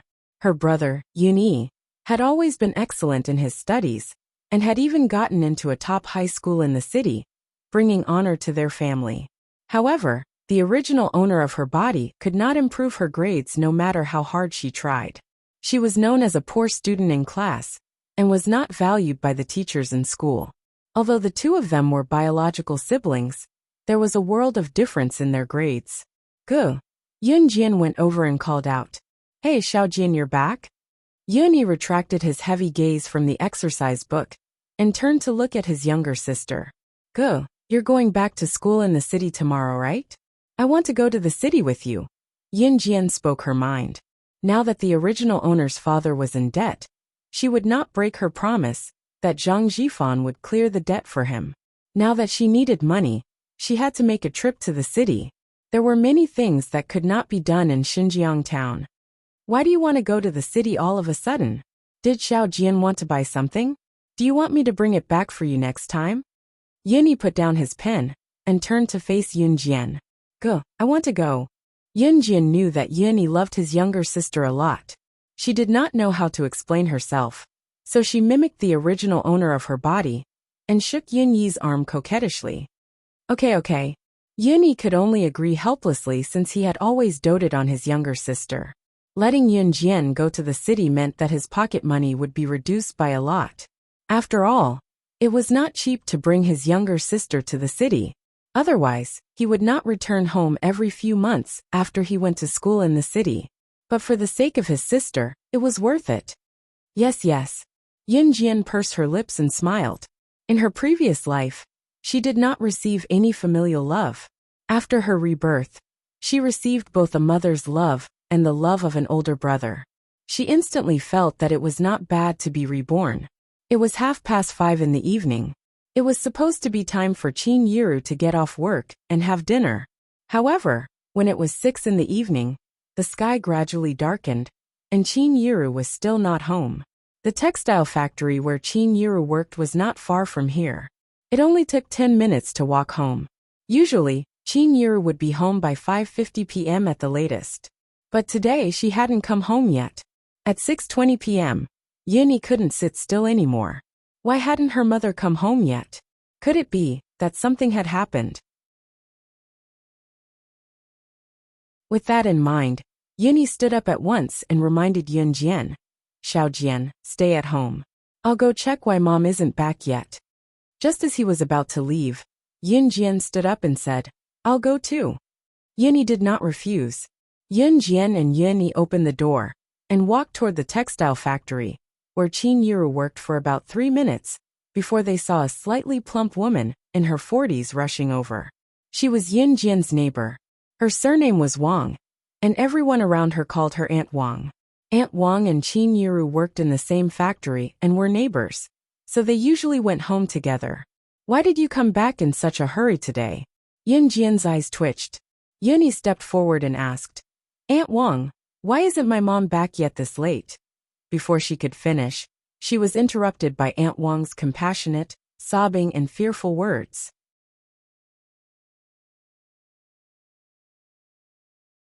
Chapter 20. Xinjiang town's only textile factory was very large. There were at least several hundred to over 1,000 workers, and Qin Yuru was one of them. The workers in the textile factory did not have a high wage, but compared to those who worked at home, their wages were many times higher. Of course, there were pros and cons. The workers in the textile factory all used the textile machine to work. It was normal for them to accidentally get scratched or hurt their hands. In serious cases, there were even some who accidentally broke their fingers in half. In the previous host's family, Yunjian and Yunyi were both students. They also had a lazy father who only knew how to gamble. It was easy to imagine how much pressure Qin Yuru had. Before Yunjian was reborn into this body, the previous host and Yuni had always been against Qin Yuru working in the textile factory. But what could they do? This family's living expenses were not small. If Qin Yuru went to work, how could she pay for the 2 children's school fees? This time, the thing she was worried about happened. Qin Yuru accidentally hurt her hand. Hearing Auntie Wang's tone, Qin Yuru's injury was not light. Qin Yuru was actually injured. Yunjian's heart sank as an inexplicable worry squeezed her heart. Although she had not been reborn for long, she already treated Qin Yuru and Yun-Yi as her family. Where is my mom now? Yunjian looked at Auntie Wang and asked. She's in our town's hospital. Auntie Wang still could not recover from her shock. But before Auntie Wang finished speaking, Yunjian ran toward Xinjiang town's largest hospital. Yunyi heard Auntie Wang's words and followed Yunjian's footsteps. She felt even more afraid. She was afraid that something would really happen to Qin Yuru. Xinjiang town had a few clinics, but this was the only large-scale hospital. Yunjian was in a hurry to get to the hospital. Her pace was so fast that she left Yunyi far behind. However, Yunyi was not in the mood to think about these things. He was also running desperately to the hospital. At the entrance of the hospital, Yunjian strode in and stood in front of the front desk in an instant.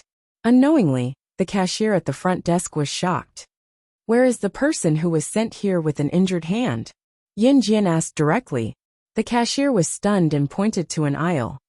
I just saw him being sent to the emergency room.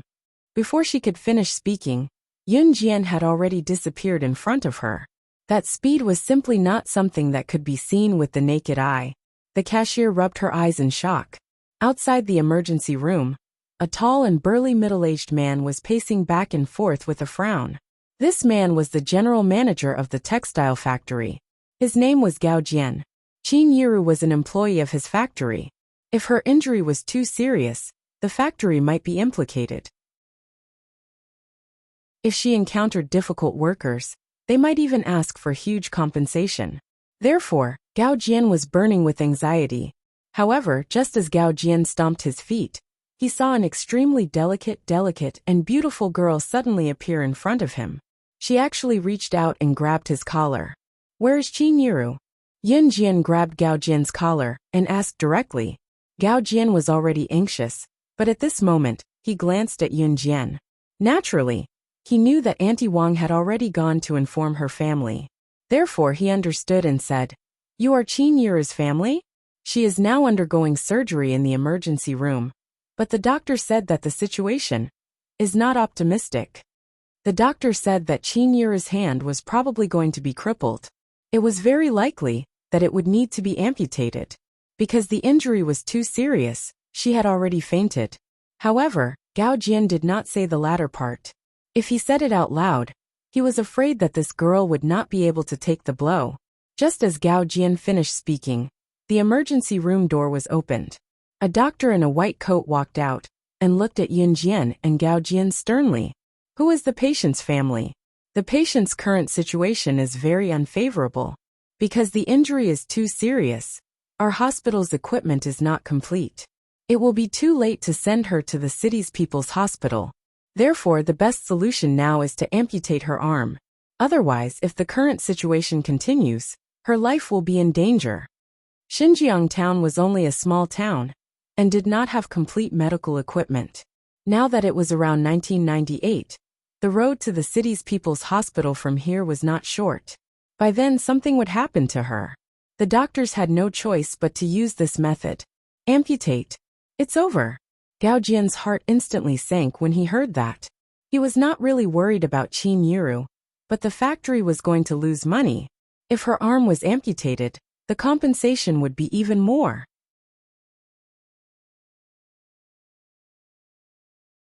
Chapter 21. Yun Jian's words shocked the two people present. After the doctor in the white coat came back to his senses, he reprimanded Yun Jian like an elder without thinking. Nonsense. Nonsense. How can you treat a human life as a joke? Even us doctors can't do it. How can a little girl like you do it? Do you think this is a family business? How old was this little girl? 15? 16? She didn't even know the most basic medical knowledge, and she was the chief surgeon?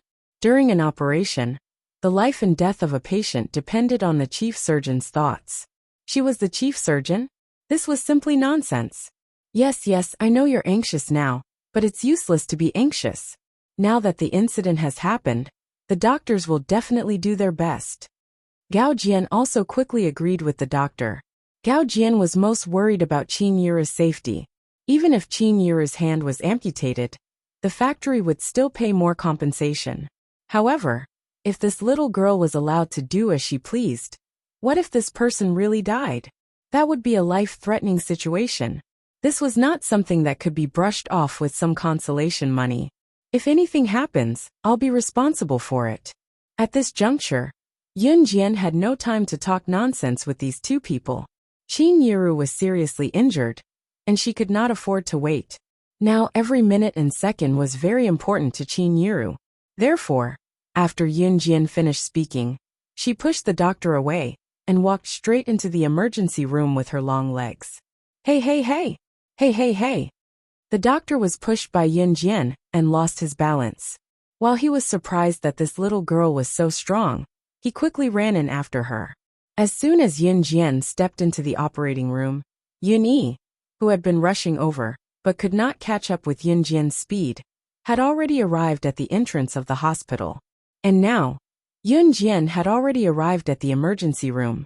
Hey, where did this little girl come from? Why did she come to the operating room?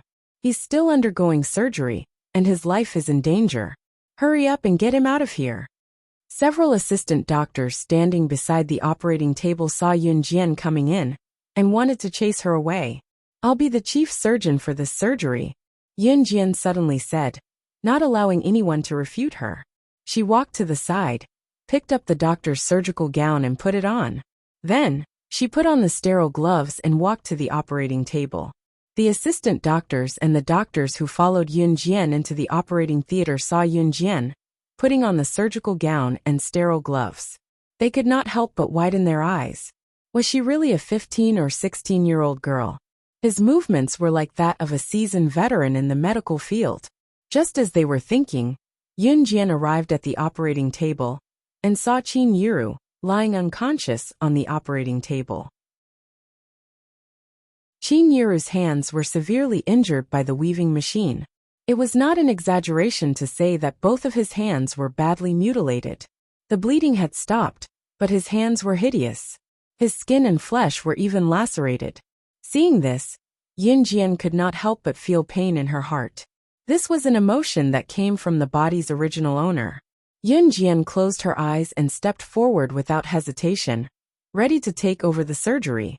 Not only was she the king of the secret agent world, she was also an outstanding elite in the medical field. In her previous life, her medical skills were superb. She was quite famous in the medical field. Because of her superb medical skills, she was even called the Hand of Death by the people in the medical field.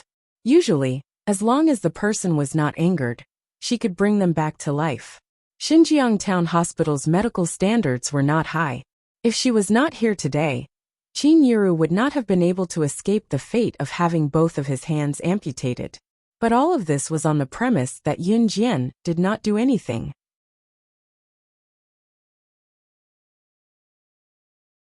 Chapter 22. Young lady, don't make a fuss. I know that you must have lost control of your emotions after seeing the patient's current state. But since all of this has happened, let us try our best to salvage the situation. Can you please leave first? The previous doctor looked at Yun Jian and kindly advised her again. The doctor thought for a while and thought that Yun Jian's current actions must have been because she could not take the blow. This patient must be someone to her. That was why this young lady could not take the blow and did something uncontrollable. Amputation of both hands was indeed an unbearable thing. However, in the doctor's opinion, this was the only way to save Qin Yiru. She is my mother. Yun Jian suddenly opened her mouth and said to the group of doctors in a calm tone, "Do you think that I would joke around with my mother's life? It was because she was confident that she would do it. Was she supposed to watch as Qin Yiru's hands were amputated, and she fell to the lowest point of her life? She had the ability to do so, but she did not do anything? She could not do it. So please cooperate with me for the surgery." Yun Jian raised her voice and gave everyone another shock. Because Qin Yiru was her mother, no matter how willful or mischievous she could not joke around with Qin Yiru's life. Perhaps it was because of Yun Jian's words, or perhaps it was because of her extraordinary aura. The previous doctor and the assistant doctors on the scene did not say anything. After being stunned for 2 seconds, they followed her and returned to their respective positions. Yun Jian took over the position of the chief surgeon and continued the surgery. The doctors on the scene were sure that letting a 15-year-old girl take over the surgery was the craziest thing in history. Qin Yiru's hands were injured and her meridians had been damaged. The injured areas needed to be sutured with sutures and various factors had to be considered. Under such conditions where the medical equipment was not complete, none of the doctors on the scene could completely repair Qin Yiru's hands. Even the doctors could not do anything, let alone a young lady. However, Yun Jian's skillful and superb medical skills completely stunned everyone on the scene. Surgical forceps, cloth towel pliers, suture needle. Yun Jian reported the name of the surgical tool mechanically, and the assistant doctor immediately handed the surgical tool to her. Sewing, closing, cutting, and sewing again, every cut and every stitch was done exquisitely, until the last second when the last wound on Qin Yiru's hand was stitched up. All the doctors present could not believe what they had just seen. With a trembling voice, the doctor slowly spat out the result of something that they thought was impossible. The operation was successfully completed. He had successfully completed it. When they turned to look at the young girl again, the doctor and the others' eyes were filled with admiration. He actually succeeded. Oh my God! How old was this girl? He thought that such a young girl would be scared witless when she saw Qin Yiru's horrifying wound. On the contrary, she was as calm as a mountain. At first, he thought that she was just spouting nonsense when she said that she wanted to take over the position of the chief surgeon.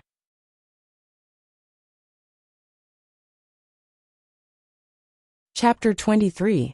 Outside the emergency room, Yuni paced back and forth with worry written all over her face. Gao Jian, who was beside her, was the same.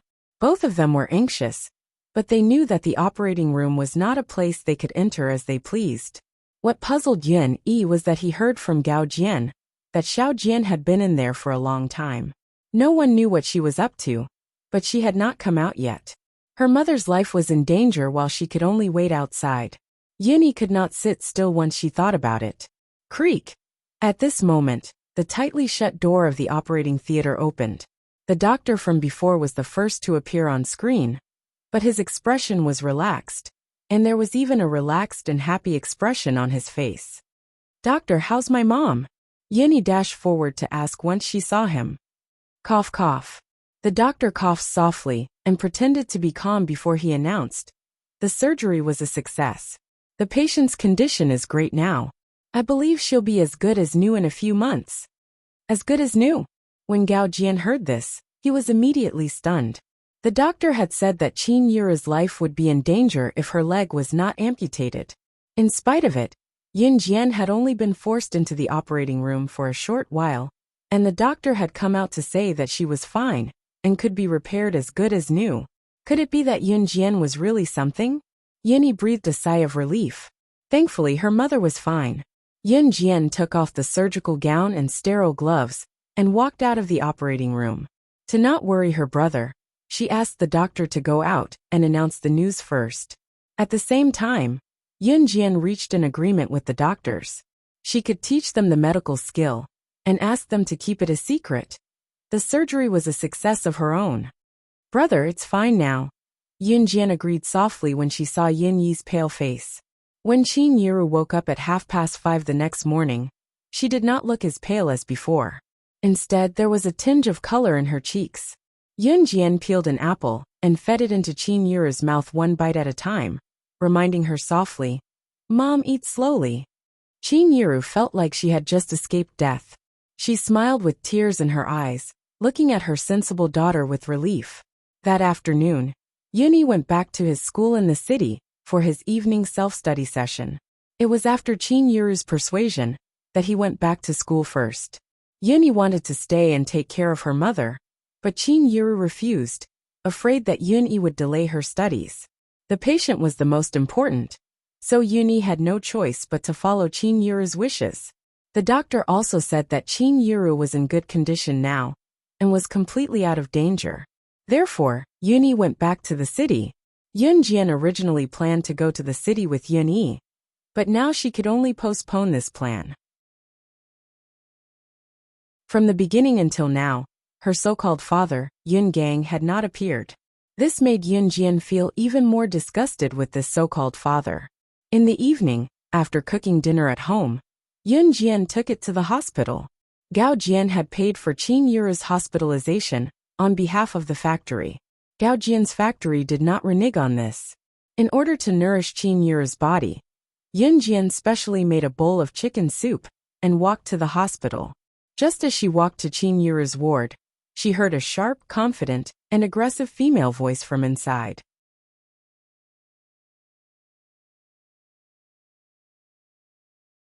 Chapter 24. Upon hearing this, Yin Jian turned around and walked into the ward. She saw 2 or 3 people standing beside Qin Yuru's bed. The aggressive female voice just now came from a gorgeously dressed woman standing not far away. This woman was in her 40s, but because she took good care of herself, she looked like she was in her early 30s. This person was none other than her nominal aunt, Qin Yuru's older sister, Qin Junlan. Since Qin Yuru was injured, they were probably here to visit her. But their intentions were self-evident. "Mom, I made dinner for you. It's in a thermos." Yun Jian walked in after a glance, ignoring the people standing there, and cutting off Qin Junlan's words, as she went to the bedside and opened the thermos boxes one by one. Qin Yuru was injured, and a sister from her family came to visit her the next day. This was supposed to be a happy occasion, but in reality, this was not the case. Qin Junlan's visit was just a cover. Her real purpose was to get Qin Yuru to return the money. Not long ago, Qin Yuru borrowed some money from Qin Junlan. As the school had just started, school fees were charged. Yunyi was studying in a key high school in the city, so the fees were naturally high.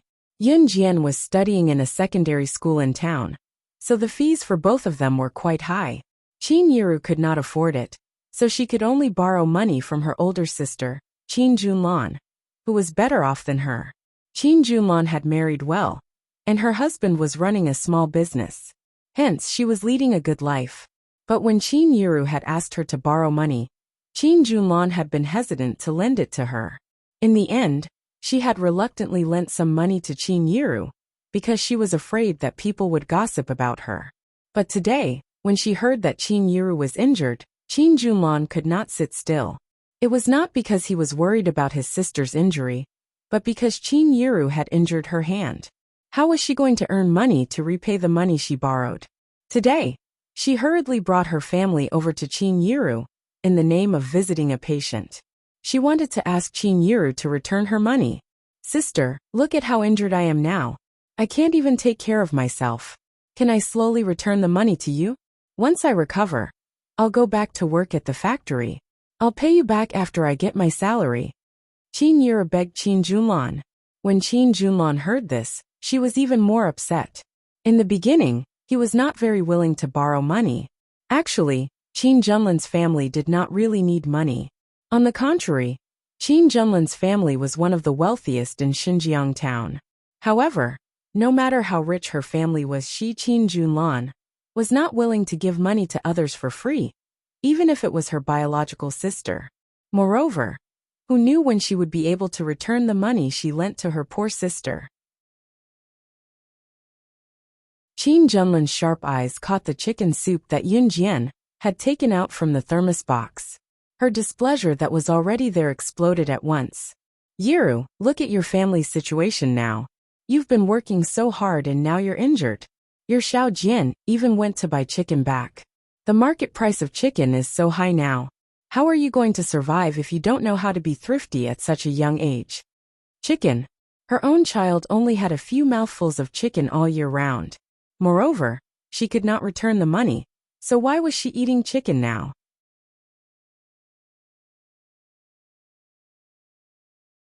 Chapter 25. In Qin Junlan's subconscious mind, her younger sister, Qin Yiru, should not have a better life than her since her family was not as well off. Moreover, she saw Yun Jian buying chicken to make soup for Qin Yiru. Moreover, Qin Yiru still owed her family money.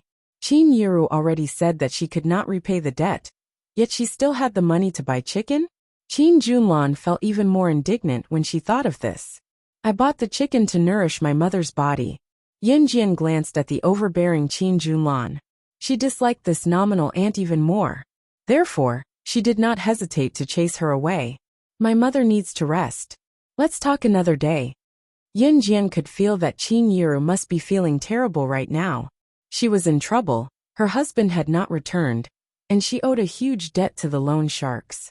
Now, her maternal family was here to visit her. But they were afraid that she would not acknowledge the loan, and were here to collect the debt. In fact, Qin Yiru's heart had indeed turned cold. She just did not show it. Yiru is only slightly injured. Her hand is only injured, not crippled. We're all farmers.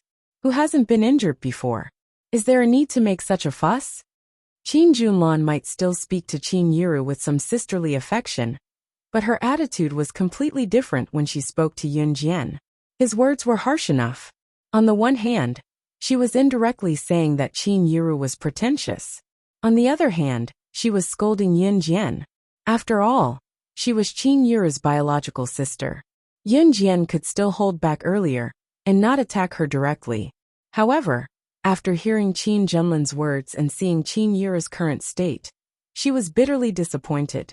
Qin Yiru held back her tears. Her disappointment was self-evident. Yun Jian did not attack her directly out of respect for Qin Yiru. However, at this point, Yun Jian would not be her if she continued to hold back.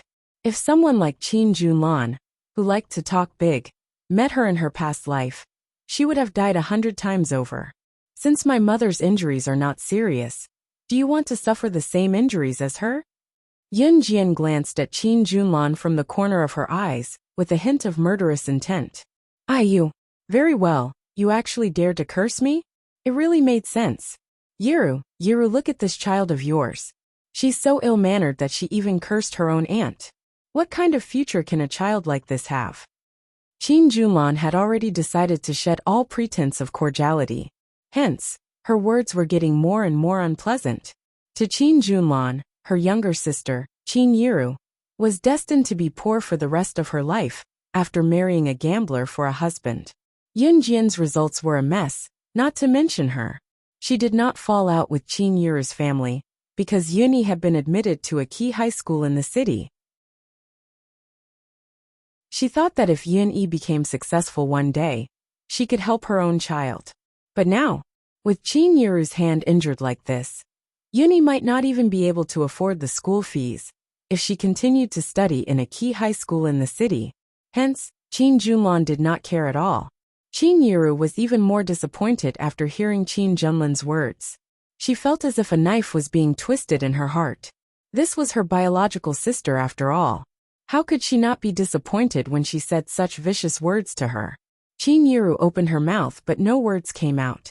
Her tears flowed down Qin Yuru's cheeks uncontrollably. Yun Jian did not hesitate when she saw this. Her sharp eyes glanced at the instigator Qin Junlan. She suddenly reached out and grabbed the wooden stool closest to her.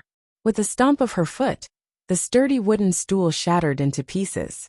The loud sound made Qin Junlan and the rest take a few steps back in fear. Bam! Qin Junlan and the rest had never seen someone who could shatter a wooden stool with a single stomp. Shocked, they looked at Yun Jian in disbelief. The girl who had shattered a wooden stool with a single stomp looked at Qin Junlan and the rest.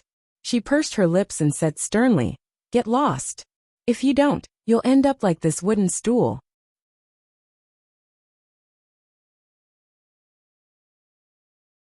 Chapter 26. She was not joking. Qin Junlan and the rest felt their scalps go numb. They felt a chill run down their spines, and a sense of fear crept into their hearts. The person who made them feel fear was none other than the frail girl standing before them. With a gulp, Qin Junlan swallowed a mouthful of saliva. It was obvious that she was shocked by what had just happened. Her eloquent and aggressive mouth did not open for a long time. Qin Yuru was also shocked by Yun Jian's action. Since when did her daughter have such strength in her legs? She could break a wooden stool with just one kick. "Why aren't you leaving?" She suddenly lowered her voice and it sounded eerily low, causing Qin Junlan and the rest to shudder again, unable to stand still. Qin Junlan was completely shocked. Moreover, Yun Jian's aura made her afraid. However, she could not afford to lose her face. Hence, Qin Junlan pushed the few people who came with her out of the ward. She continued to curse in an indifferent tone. "Oh my God! Why did the Qin family have such an unfilial daughter? She even wanted to kill her own aunt. What kind of person can she be?" After a round of cursing, she ran away. After Qin Junlan and the rest left, the ward finally quieted down. However, Qin Yuru's heart could not calm down. Yun Jian did not know how to comfort her. So she went over to place her hand on Qin Yuru's back and gave her a light pat. "Mom, don't be sad. You're living your life for yourself. You don't have to be sad for others." Yun Jian comforted Qin Yuru. It was the weekend. She was supposed to go back to school for self-study at night. However, Yun Jian had specially applied for leave. She knew that if she went back to school, there would be a fierce battle. Lin Mingyu was hospitalized because of her. Her father was the principal of Xinjiang Town High School. How could he let her off so easily? However, when had Yun Jian ever been afraid of anyone? Because of Qin Junlan and the rest's arrival tonight, Yun Jian was even more aware of her family's financial situation. In her previous life, when she was at the top of the world, the one thing she didn't lack was money. Usually, her starting price for a mission was no less than 10 million USD. But now that she had been reborn into the body of an ordinary middle school girl, she could feel that the life of an ordinary person was also full of trifles. But at the very least, he no longer needed to lick blood from the edge of a blade. It was Monday the next morning. Yun Jian applied for leave from her homeroom teacher as well. After sending Qin Yuru breakfast, she took the bus to Longmen City. She planned to make a trip to the city in advance. Her family was in need of money now. Not only did the loan sharks come to ask for money, but Qin Junlan also came to ask for money yesterday. Therefore, she wanted to go to the city to earn money in the fastest way. Using the pocket money Yuni forced on her before she went to school, she hailed a cab to the busiest area in Longmen City. Early in the morning, when the sun had just risen, Yun Jian, dressed in plain clothes with her hair tied in a high ponytail, walked along the busiest street in Longmen City, Chinatown. Chinatown was a street that could satisfy everyone's needs in the city. Here, it has everything you want to buy, and everything you need to use. Yun Jian, on the other hand, was heading straight for the only computer internet cafe in Chinatown. The internet cafe cost about 4 yuan an hour in this era. Yun Jian paid for an hour, and went to the computer. It was said that she was not only the king of secret agents, but also a hacker expert. She could not find any other way to earn money quickly, so she planned to hack into systems to steal money. She did not plan to hack into any company's system though. She was confident that she could hack into any corporation in the shortest amount of time, and completely destroy the finance department of any corporation, intercepting them halfway. However, this was illegal in Country Z. She did not want to be the first person to do so.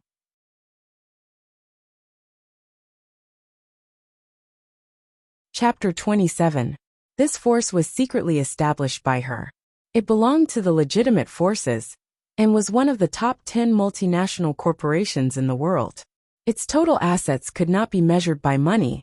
This had nothing to do with the kosher mercenaries. After all, one was in the light while the other was in the dark. This force was led by another one of her subordinates, a seductive woman with the codename Demon Girl. Yun Jian now had a new body, and all the things that represented her identity were no longer in her hands. With her current appearance, it would be a little troublesome if she wanted to withdraw money from her own company directly.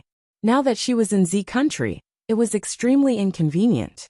Therefore, the fastest way was to use hacking skills to hack into the system and steal it directly. Yun Jian's hands moved freely on the keyboard and quickly operated the skillful program. She stared at the computer screen without blinking and locked on to the target IP address. After a series of steps, she finally chose between the yes and no options that popped up in the display box and pressed the space bar. The whole process only took a few seconds. Yun Jian pursed her lips lightly until a line of clear English subtitles popped up on the screen. Hacker's intrusion theft complete. Yun Jian's nimble fingers just now attracted the attention of some young people who were playing computer games in the same internet cafe. At the same time, in a high-level office of a multinational corporation, an extremely seductive woman was sitting in front of her desk, playing with a black pen in her hand. She looked very relaxed. This person was Yun Jian's subordinate, codenamed Demon Girl. Ring ring ring. Beside her, the phone suddenly rang. Demon Girl picked up the phone and heard another anxious female voice from the phone. Chairman, it's bad, it's bad. The advanced defense system of the technical department has been hacked. The other party only took 30 seconds to hack into the system and stole $100 million from our company's finance department. What? The black pen in Demon Girl's hand fell to the ground. She stood up quickly and asked in an incredulous tone, "How is it possible?" Their company was one of the top 10 multinational corporations in the country, and their technical department was filled with elites from all over the world. Not to mention who could use hacking skills to hack into their company's technical system. Even the big shots on the international hacker list would find it difficult to hack into their company's advanced defense system. She only knew one person who could hack into it in 30 seconds. Country Z, Longmen City, in a smoky internet cafe. Yun Jian completely disrupted the tracking of those technical personnel who were conducting a reverse search on her. She had successfully transferred the $100 million into Qin Yuru's bank account. In order to prevent Qin Yuru from finding out about this shocking amount of money, she purposely stole the bank card from home today. However, she was probably the only person who could steal her own money since ancient times. Yun Jian turned off her computer. Just as she stood up from her seat, a surprised greeting came from behind her. "You're Yun Jian? Why are you here?" Yun Jian was stunned. She was already in Longmen City, but she could still meet someone she knew? When he turned around, he saw a young man about 15 or 16 years old looking at him in surprise. "You are?" Yun Jian couldn't remember who this person was.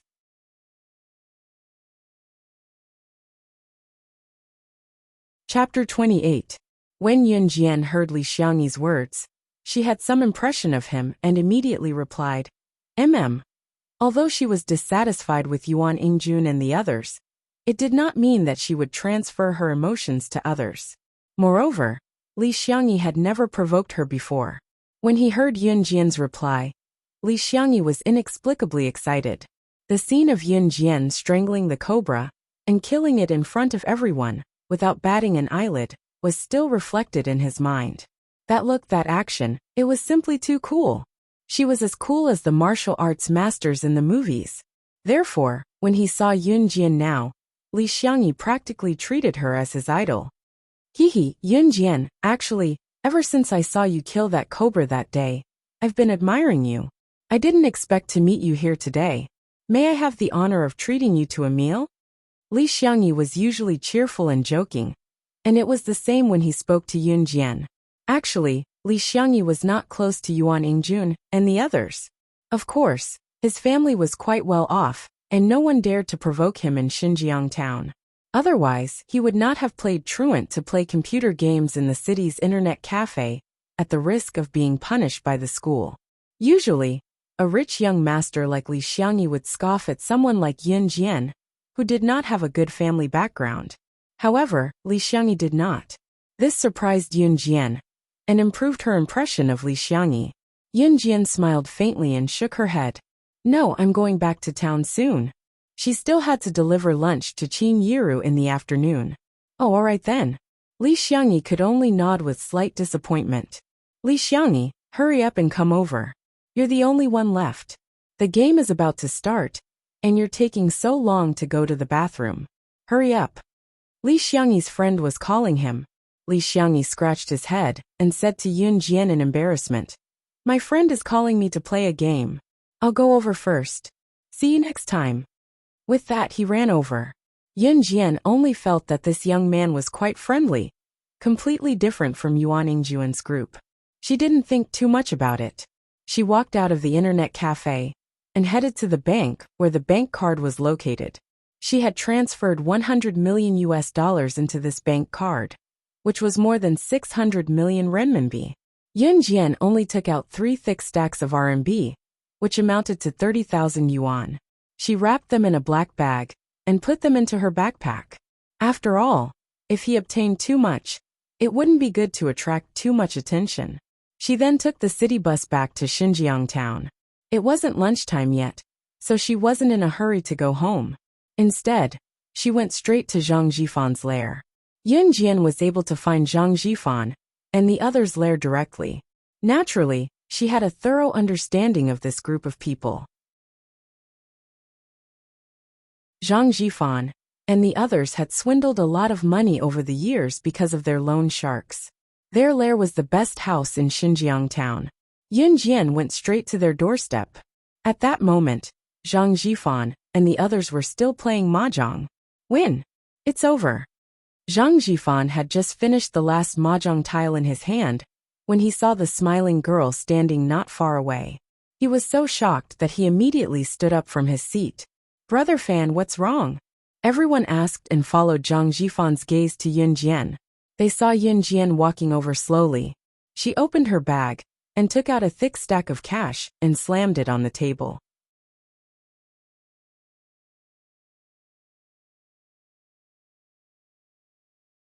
Chapter 29. F***CK.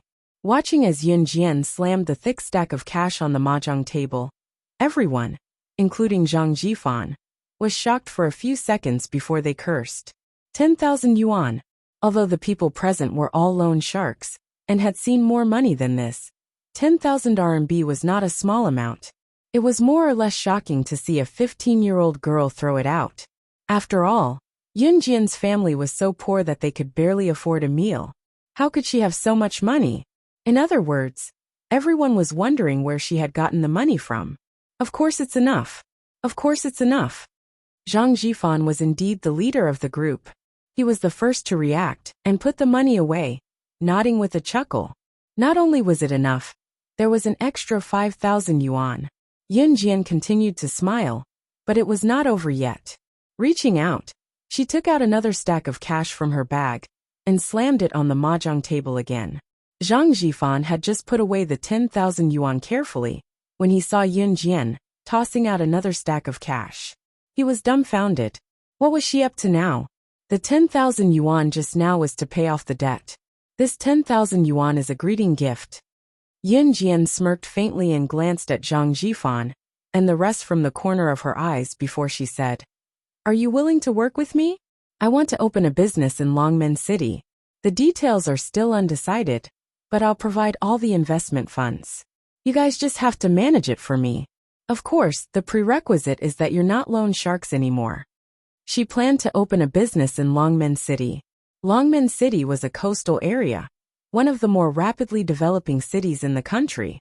It was convenient for trade, and there was a lot of room for development. She would not miss such an opportunity to earn money.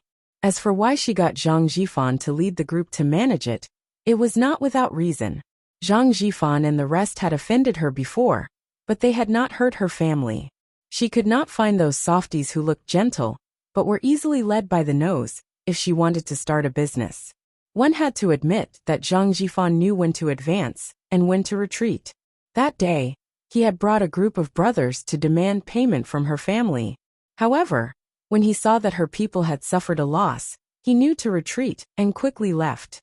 Instead of rushing forward blindly and insisting on fighting to the death, the fish dying and the net breaking. Just this point was in line with the behavior of a merchant. When it was time to advance, he would advance and never show weakness. If the opponent was too strong, he would show weakness when it was time to do so. Open a trading company? You're looking for us? No, we are just a group of hooligans who are King loan sharks. What do we know about business? Zhang Jifan opened his mouth wide in surprise and looked at Yin Jian. Not only him, but Zhang Jifan's group of people also looked at Yin Jian in shock. You don't understand, but I do. I can teach you. Who was born to be a businessman? Who was born to be able to walk and run? Instead of living your current life of fighting and killing, why don't you start a business with me? You can chase people to their homes to collect debts. What's the harm in starting a business with me? Yin Jian was still smiling and looking at Zhang Jifan and the others with a smile. However, her words gave Zhang Jifan and the others another shock. In fact, everyone here was not willing to be a loan shark. Which one of them was not short of money and had no choice but to do this kind of work that was despised by others? Just as Yin Jian said, what's the harm in giving it a try? They even dared to let loan sharks go and chase people to their homes to collect debts, risking being arrested by the police and going to jail. Okay, since you've given us such a great gift, we'll follow you and give it a try. Zhang Jifan clenched his fists and was silent for a few seconds. Suddenly, he laughed heartily and took the lead. They didn't need to pay for the investment. They just needed to send people over. This kind of business was a win-win situation. Moreover, to be able to take out 20,000 renminbi in just a few days, the girl in front of them was definitely not as simple as she looked. With Zhang Jifan taking the lead, the group of people working under Zhang Jifan all agreed. Yin Jian flashed a smile.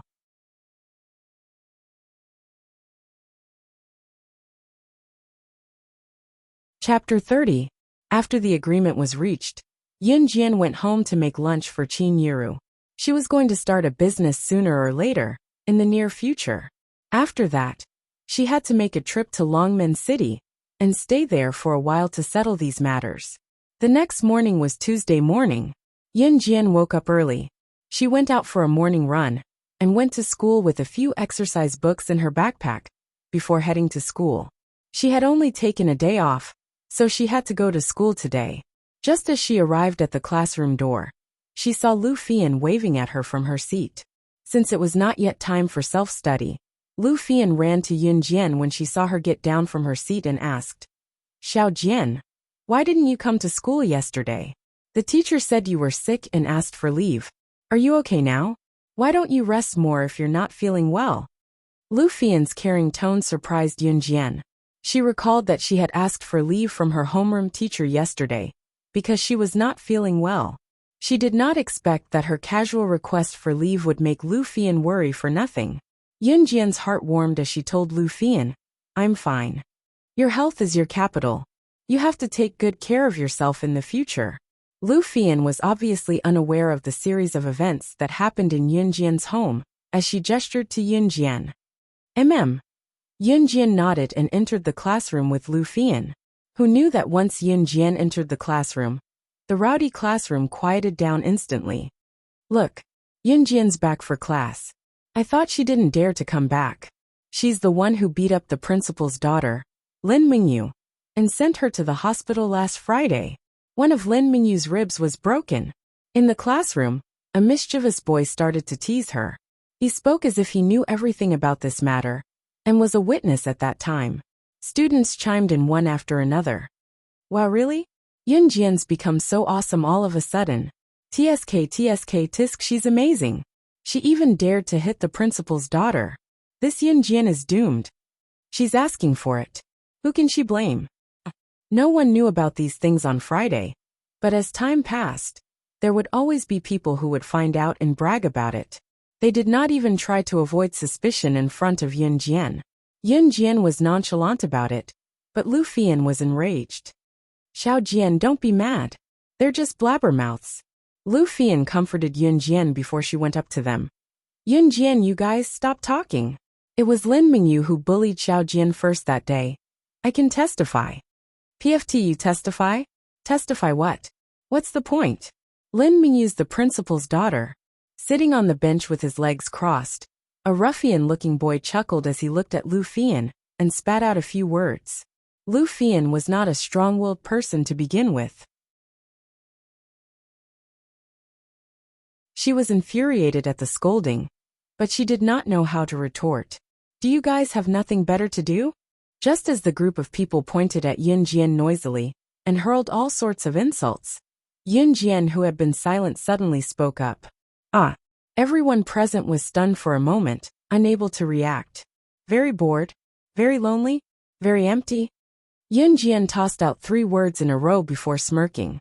If so, you guys can continue chatting. I don't mind.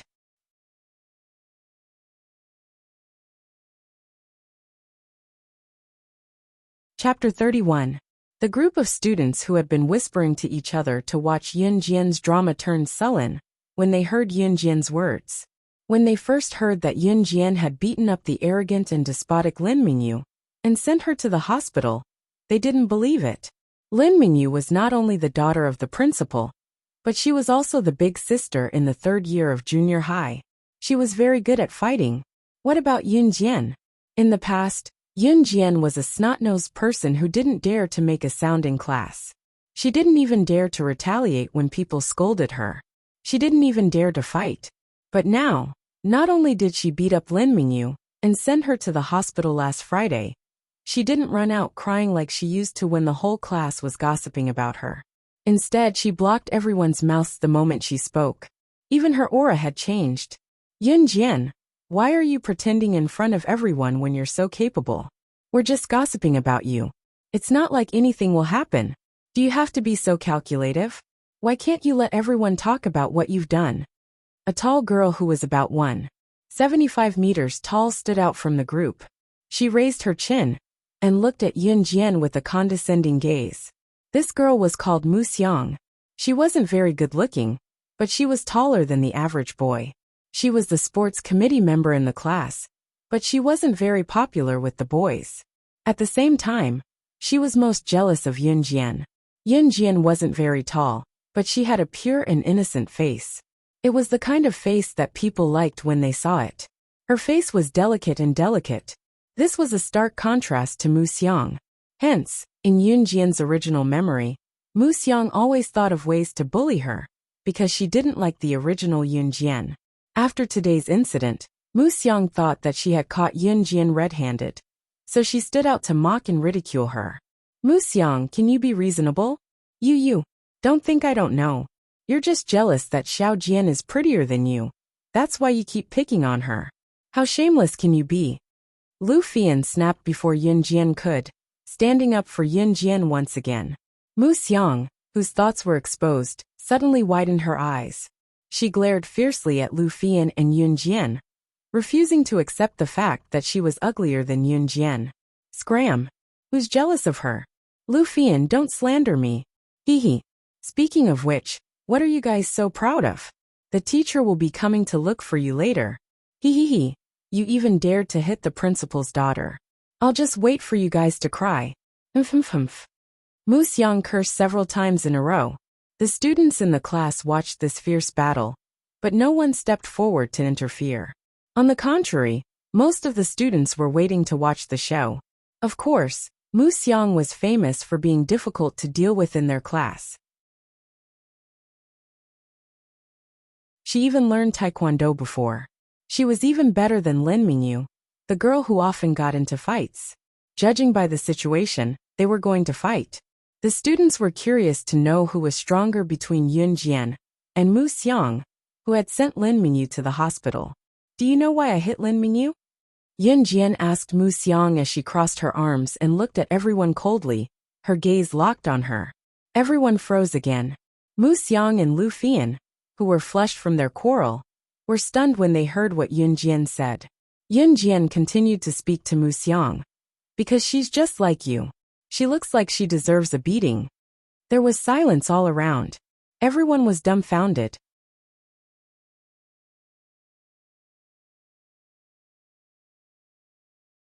Chapter 32. Mu Xiang was taken aback as well before she realized that Yun Jian was insulting her in a roundabout way. She pointed at Yun Jian and yelled, "You're the one who deserves a beating. Yun Jian, don't think you're so great just because you beat Lin Mingyu up. I'm telling you, if it weren't for the punishment for fighting in school, I'd beat you up so hard you can't even stand up." As she spoke, Mu Xiang rolled up her sleeves to show off her authority. She was someone who practiced Taekwondo. Fighting had always been one of Mu Xiang's proudest skills. She had been learning Taekwondo since elementary school, and was now a blue and red belt martial artist. It was not a high level, but Mu Xiang was confident she could go up against Yun Jian. Yun Jian smirked, thinking that Mu Xiang was a spoiled brat who had yet to grow up. She turned and ignored Mu Xiang, gesturing for Lu Fian to go back to her seat. If they continued arguing, there would be no end to it. She had no time for that. "Yun Jian, you're scared, aren't you?" "Humph, I'm telling you we're enemies today. Just you wait." Mu Xiang threatened Yun Jian from behind when she saw that Yun Jian was ignoring her. "I'll be waiting." Yun Jian was already back in her seat. She turned her head and flashed a witty smile. Those who wanted her dead ranged from international assassins and secret agents to government officials. Since when was she afraid of anyone? What was more, it was just a threat from a junior high school girl. The morning went by amidst the sound of studying. The teachers took turns to teach, but none of them came to talk to her about Yun Jian beating Lin Mingyu up last Friday. Yun Jian found it odd as well. During the afternoon's P.E. class in free time, Yun Jian and Lu Fian sat alone on a patch of grass and watched the kids play around in the field. "Xiao Jian, we're in our third year of junior high now. The midterms are coming up. Have you thought about which high school you want to go to?" Lu Fian asked as she stirred the soil on the lawn with a withered root in her hand out of boredom. "Longmen City First High School," Yun Jian answered. Longmen City's first high school was the top public high school in the city. It was also the school where her elder brother, Yun Yi, studied. Therefore, Yun Jian also planned to study there. Lu Fian's eyes widened when she heard what Yun Jian said. "It's DE Senior High School. That's the best high school in our city. The cutoff is really high. There might only be 1 or 2 places in our school who can go up." "Xiao Jianyu." It was not that Lu Fian looked down on Yun Jian, but before this, Yun Jian's grades were really not good. It was very difficult to even be ranked within the top 100 in the entire grade. In a key high school, only the top few students in the grade had a chance to fight for it. "I'll get in. Don't we still have a year to study?" Yun Jian's long lashes fluttered as she smiled. She had already grasped the learning progress of junior high school in her previous life effortlessly. "Hey, Yun Jian, are you guys having P.E. today too?" Just as Yun Jian and Lu Fian were chatting enthusiastically, a familiar male voice cut in. Yun Jian turned and saw Li Xiangyi, who she had just met yesterday morning, standing in front of her and Lu Fian. He was even holding a basketball in his hand, obviously out to play.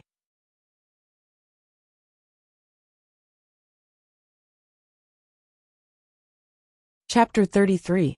MN. Yun Jian nodded. Their class was indeed physical education. Whoa, Xiao Jian, you guys know each other. Lu Fian was surprised as she looked at Yun Jian and Li Xiangyi. We've met twice, Yun Jian explained to Lu Fian. Oh, Lu Fian replied with a nod. Li Xiangyi scratched his head out of habit and raised the basketball in his hand shyly. The weather's pretty nice today, so we're out to practice basketball. Oh, Yun Jian, do you know how to play basketball? Actually, it was an idiotic question to ask a girl if she knew how to play basketball. One of Li Xiangyi's buddies who stood beside him clapped Li Xiangyi's shoulder and chuckled. I say, Li Xiangyi, isn't your question a waste of time? When girls play basketball, the most they can do is hit the ball twice and shoot a basket. They can't play a basketball game.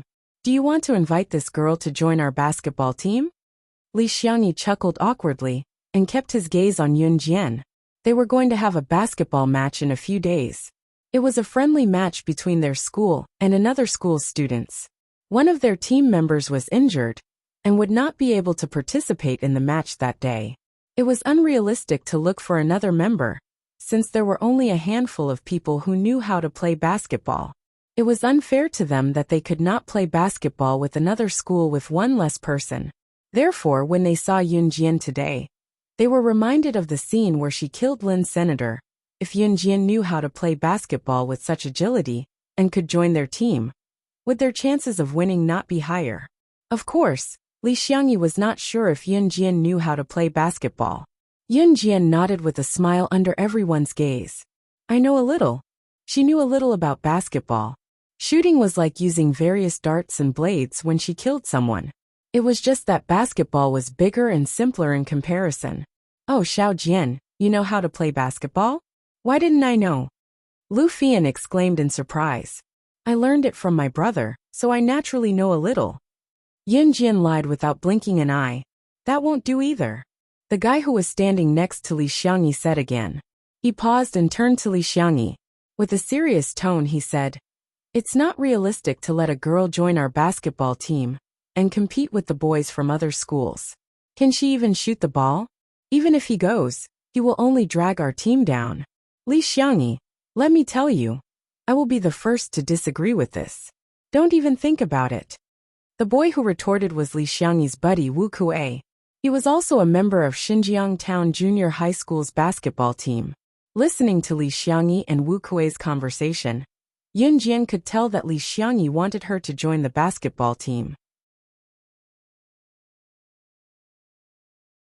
However, from Wuxia's tone, he could tell that other than Li Xiangyi, no one else thought that he knew how to play basketball. Not to mention a basketball, even if she was given a needle, she could stand far away and stab a person's fatal point and kill them. Compared to that, basketball was nothing. You want me to join your basketball team, right?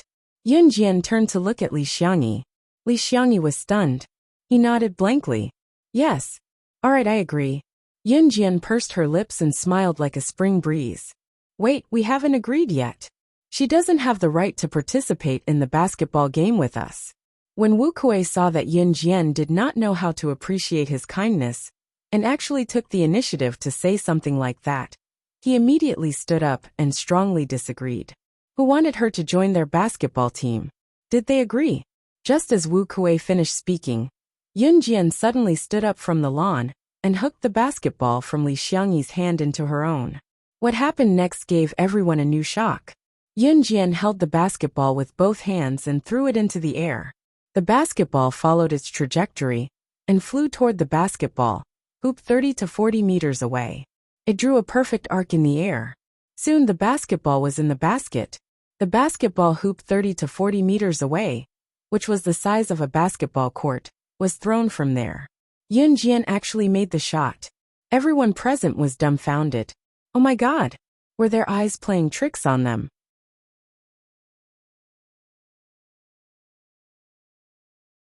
Chapter 34. At this moment, not only Li Xiangyi, Wuxia, and the others, but even Lu Fian widened her beautiful eyes and looked at Yun Jian anxiously. She felt as if she had been struck by lightning. Wuxia, who had just spoken rudely, suddenly felt as if he had been ruthlessly slapped in the face. However, He had initially been thinking for the sake of their basketball team. However, seeing such a scene, no one could say anything else. Shooting a basketball from a distance of 30 to 40 meters into the basketball hoop on the field was definitely not something an ordinary person could do. Sorry, my tone was too strong just now. Wuxia was also a flexible person. He smiled embarrassedly and apologized to Yunjian. Then he sincerely continued, "Let me formally introduce myself. I am the vice captain of our school's basketball team. My name is Wuxia. The captain himself is not here, but I can represent all the members of our basketball team to invite you to join our basketball team.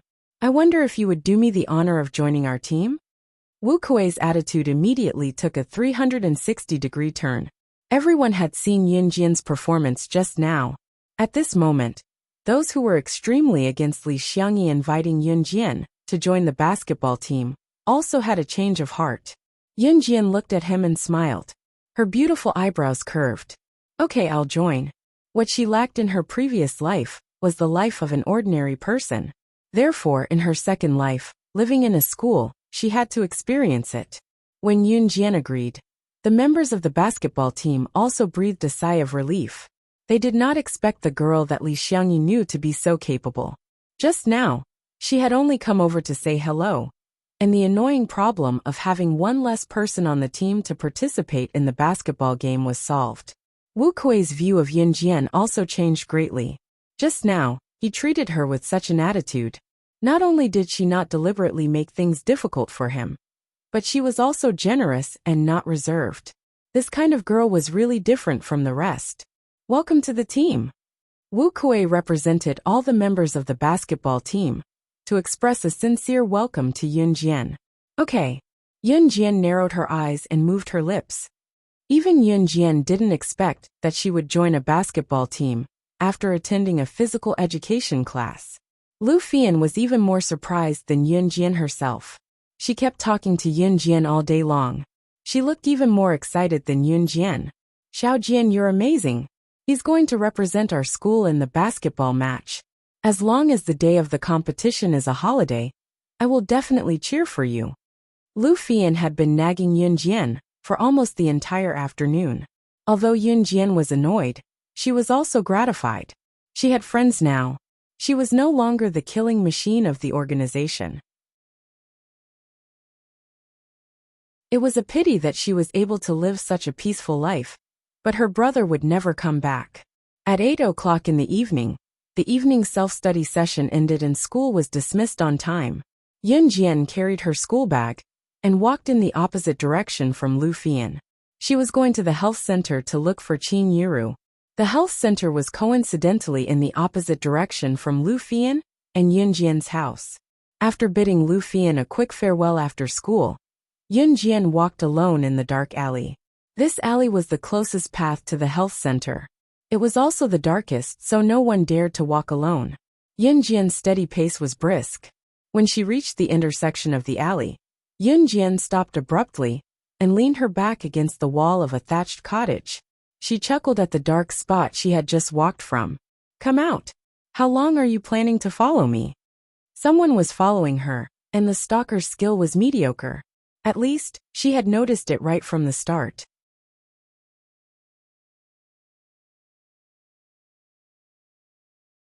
Chapter 35. The hooligans who were hiding in the dark panicked, not expecting Yunjian to discover them so easily. In spite of it, they stopped hiding and stood out at once. Yunjian caught a glimpse of Mu Xiang, who stood among the hooligans and was taller than the rest of the men. It was her. Yunjian narrowed her eyes. Yunjian, you didn't expect this, did you? How dare you talk to me like that during the day? If I don't teach you a lesson today, my surname isn't Mu. Mu Xiang stood with her arms akimbo, growing more jealous as she stared at Yunjian's alluring face. Mu Xiang turned around and spoke to a man in his 30s. As she spoke, her entire body was almost pressed against the man's body. "Brother Hu, it's her. She was the one who bullied me during the day. Brother Hu, you have to take revenge for your sister Xiang." Hearing Mu Xiang calling herself Sister Xiang, Yunjian felt goosebumps all over her body. She crossed her arms in front of her chest, curious to see how these people would deal with her. The man who was addressed as Brother Hu hugged Mu Xiang and slapped her but twice with his fat hand, smirking. As you wish, as you wish. Do whatever you want today. Receiving Brother Hu's promise, Mu Xiang raised her chin arrogantly and peeked at Yun Jian from the corner of her eye. Brother Hu was from Xinjiang town's underground black market. Other places aside in Xinjiang town, he was a big shot with a lot of influence. He was a member of Longmen City's underground black market, Dragon Head Gang. After hooking up with Brother Hu, Mu Xiang felt that her aura was different from before. Really? Mu Xiang asked coquettishly, playing hard to get. She then looked at Yun Jian differently and said fiercely, "Then I'm going to ruin her innocence. She's usually so arrogant, seducing the boys in our school every day with that look. Brother Hu, get your brothers to take turns with her. Let's see if she can still be so arrogant in the future." Mu Xiang was even more ruthless than Lin Mingyu. Yun Jian curled her lips coldly. If she was just an ordinary girl today, she would probably have understood Mu Xiang's intentions. Ruining her chastity. If an ordinary junior high school student's chastity was ruined, she would probably live in the shadows for the rest of her life. She would also have to endure the strange gazes of the people around her. Her life would be ruined. Unfortunately, Yun Jian was not an ordinary person. Mu Xiang's wishful thinking was about to fail. Hee, that's a good idea. Brother Hu chuckled. He pushed Mu Xiang aside and walked towards Yun Jian. Then let me Brother Hu go first. Such a good thing. How could he let his group of little brothers go first? Moreover, this girl was much prettier than Mu Xiang. Who knows, she might even be a virgin. Mu Xiang was pushed away mercilessly. She hated Yun Jian even more. But when she thought about how this little B**tch Yun Jian was going to be ruined, she felt an indescribable joy in her heart. Yun Jian's gaze gradually turned cold. She watched coldly as Brother Hu's fat body approached her. Just as she was about to beat the whole group of people to the ground, her sharp senses suddenly detected a trace of abnormality. Tisk! A soft sound traveled into her ears. That sound could not be any softer. If one was not a secret agent, an ordinary person would not be able to hear it. And this was the sound that Yun Jian was most familiar with. It was the sound of a silenced pistol. There were people nearby. Yun Jian suddenly ran towards the dead end of the alley. On the left side of the intersection, she ran in the direction of the sound of the silenced pistol. Her speed was extremely fast. Brother Hu and the rest were just about to surround Yun Jian when they saw Yun Jian running ahead. At that moment, they thought that Yun Jian was running away. She's running away. Chase after her. Mu Xiang shouted as she pointed in the direction that Yun Jian had run.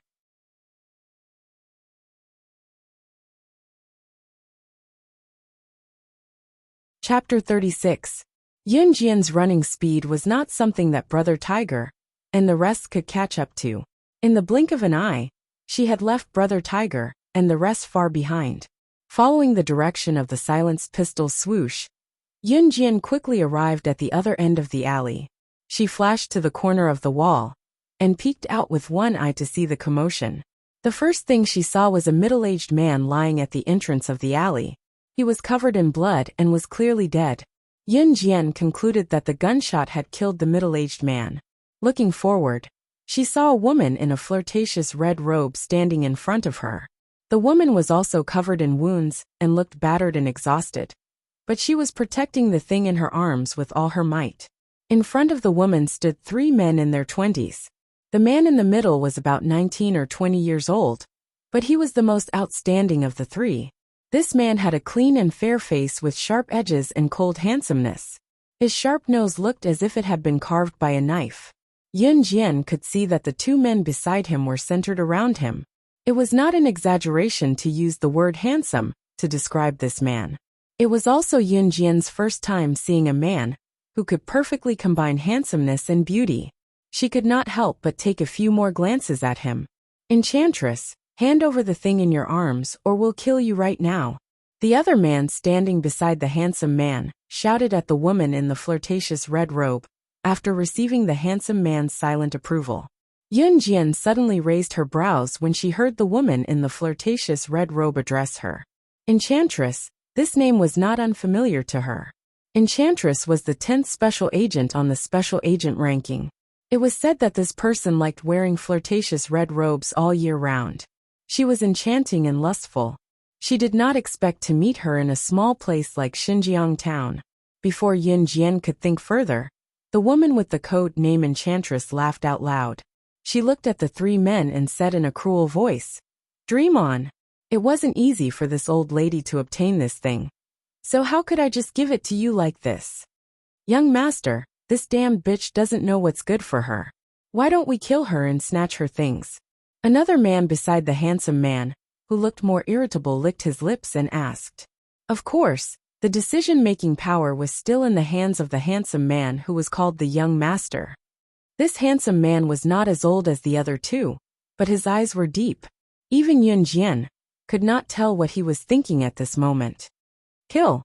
Pursing his lips, the handsome man spat out a single word. His magnetic voice carried a trace of ruthlessness. Not long after she finished speaking, she suddenly felt a change.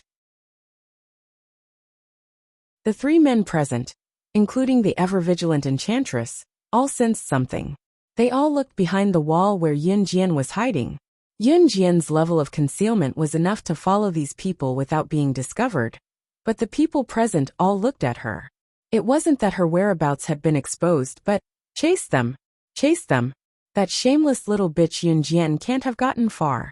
Yun Jian's eyes dimmed when she heard Mu Xiang's shrill voice coming from behind her from afar. After hearing that voice, Yun Jian did not plan to continue hiding her whereabouts. She stepped out from behind the wall, but the people present were stunned.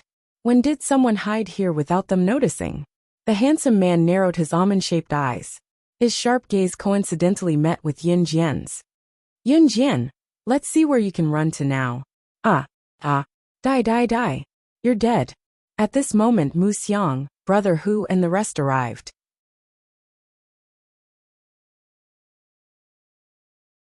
Chapter 37. Mu Xiang was so shocked that she fell to the ground. She was trembling all over as she screamed in fear. Dead. She was just an ordinary junior high school student. She had never seen a dead person before. Moreover, it was a dead person lying in a pool of blood. It was a gruesome death. At that moment, Mu Xiang completely forgot that she wanted to teach Yun Jian a lesson. All that was left in her was horror and fear. Noisy. The handsome man frowned slightly as he spat out two words. His starry eyes glanced at Mu Xiang impatiently and stopped on Yun Jian. He smiled faintly. Was this girl not afraid? Interesting. While the handsome man was sizing her up, Yun Jian was sizing him up as well. However, her gaze lingered more on the enchantress. In her past life, she was the top secret agent slaying God, while the enchantress was ranked 10th. However, the top 10 secret agents were definitely not ordinary people. This man was able to chase the enchantress all the way here and make the cunning enchantress look so pathetic. It was obvious that he was not a simple character. While the handsome man was sizing up Yun Jian, he raised his hand slowly. A new model of Browning silencer appeared in his fair and slender hand. He was looking at Yun Jian, but the muzzle of the gun was pointed at the enchantress. You'll die if you refuse to give me what you want. A simple sentence came out of the handsome man's mouth. He pursed his lips, and his handsome face exuded an indescribable sense of power. Yun Jian narrowed her eyes and stared at the enchantress. However, the enchantress's expression changed when she saw the handsome man pointing the gun at her. The enchantress's face turned pale instantly. She did not know where this handsome man in his late 20s came from. She only knew that he was from the world's most powerful firearms family, the Cold Pavilion. She did not know his exact identity. The Cold Pavilion was a firearms organization. Their firearms and equipment were comparable to the standards of a developed country. They were even more powerful than those secret agent assassin organizations. However, they kept a low profile and did not show off. In fact, the handsome man was indeed from the Cold Pavilion. He was the young master of the Cold Pavilion, and the future successor. Her name was C.E. There was a reason why little Temptress's face turned pale when she saw C.E. raise her gun. The middle-aged man lying dead in a pool of blood was the sixth most powerful agent in the world, codenamed Spirit Tiger. This person's strength was valiant and valiant. He was known for his speed and agility. However, this person had died under CE's gun, and he could not even survive a single shot. Even Spirit Tiger, who was famous for his speed and agility, was not a match for CE. If it was Little Temptress, would she still be alive? Wait, this is for you. Yaoji gave in. She didn't want to lose her life in order to complete this mission. She bit her lip and threw the item in her arms to CE. CE reached out and caught the item that Little Temptress had thrown over. His deep eyes were sharp and deep as he looked at the item in his hand, while CE was looking down at that thing and had no time to pay attention to her. Little Temptress covered her wound and quickly left the place.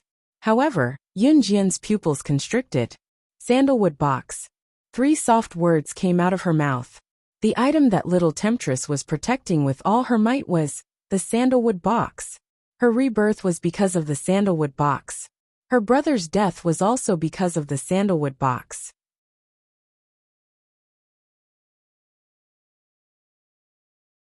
Chapter 38. CE's deep eyes scanned Yunjian again. He did not hear wrongly. She had just said the word sandalwood box. The thing in his hand was indeed a sandalwood box.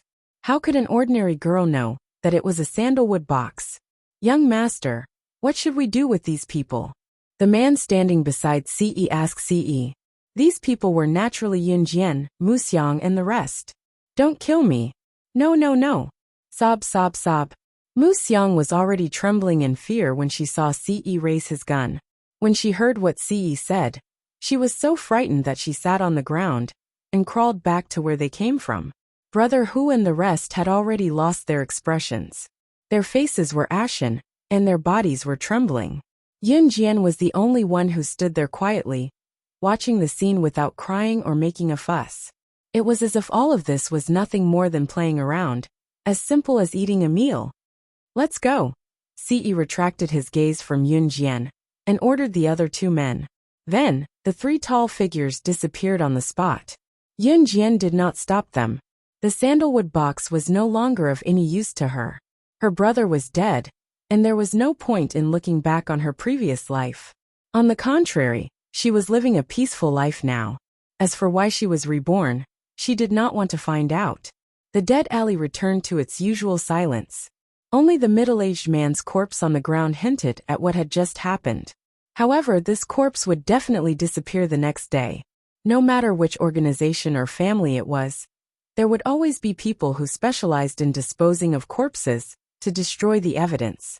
Yunjian smiled condescendingly and turned to see Muxiang, Brother Hu, and the rest crawling away in fear. She did not stay any longer and walked towards the hospital where Qin Yiru was. The inpatient department of the hospital was always a quiet place at night. After staying in Qin Yiru's ward for a while, Yunjian went home to sleep. The next day, Yunjian woke up early as usual. She still carried more than 10 kilograms and ran around Xinjiang town in the morning to train her body. After that, she went to the hospital to deliver breakfast to Qin Yiru in the morning. Then she went to school. The moment she entered the classroom, she saw someone she didn't want to see. Yuan Yingjun? Yunjian went around him, intending to ignore him. However, it was obvious that Yuan Yingjun was here for Yunjian, so he would not give way. Yuan Yingjun was a student of class 3-1. If he didn't look for her, who else would he look for? Xiao Jian, let's talk. Yuan Yingjun could not help gulping as he watched Yunjian's increasingly beautiful face. I don't think we're that close yet, so please don't call me Xiao Jian. My surname is Yunjian, or you can just call me classmate. Yunjian crossed her arms and chuckled at Yuan Yingjun when she saw that he was blocking the path to prevent her from passing. Yuan Yingjun's cheerful face looked awkward, but he insisted on finishing what he wanted to say. I broke up with Lin Mingyu. What does that have to do with me? Yunjian continued. I know about what happened that day. It was Lin Mingyu's fault, so I've suppressed it. As Yuan Yingjun spoke, he continued to plead with Yunjian. It was my fault in the past. I'm sorry, but please give me a chance. Be my girlfriend, okay? So, when Lin Mingyu got into trouble, The reason no teacher or principal came looking for her was because Yuan Ingjun had suppressed it.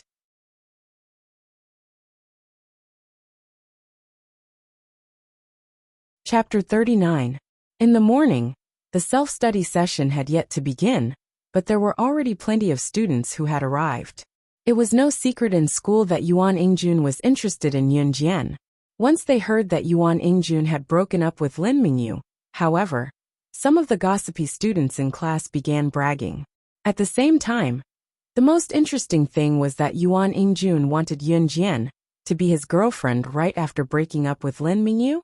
Everyone was just curious to see Yun Jian's reaction. Yuan Ingjun was Xinjiang Town Junior High School's school hunk.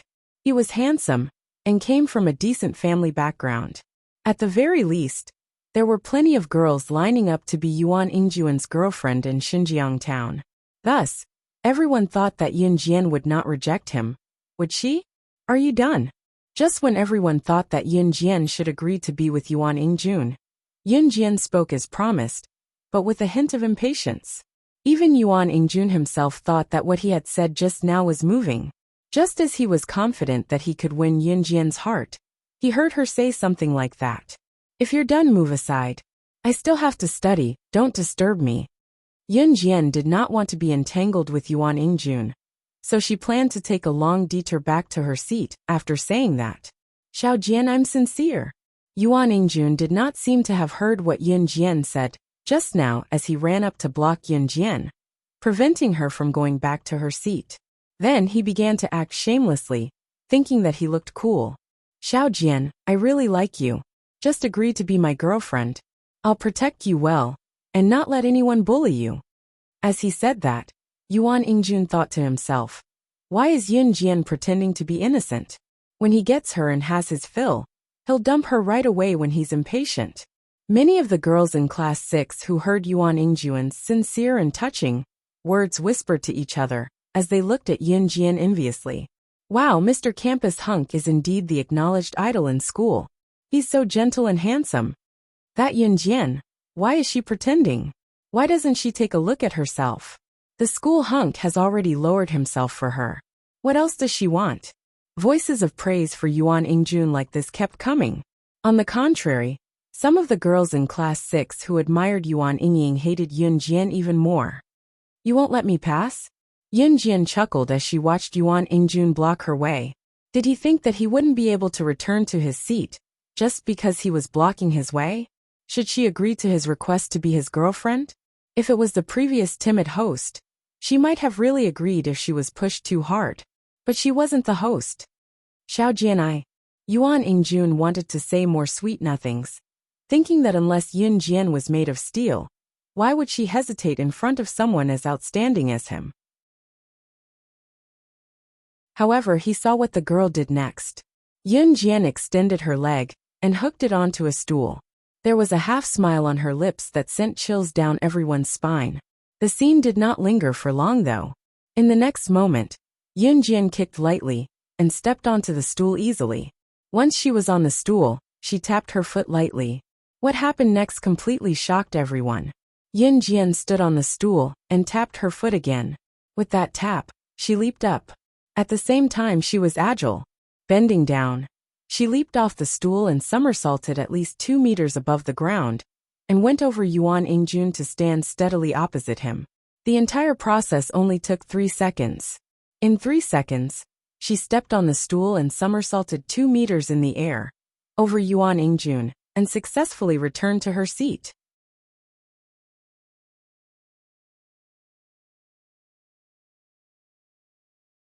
Chapter 40.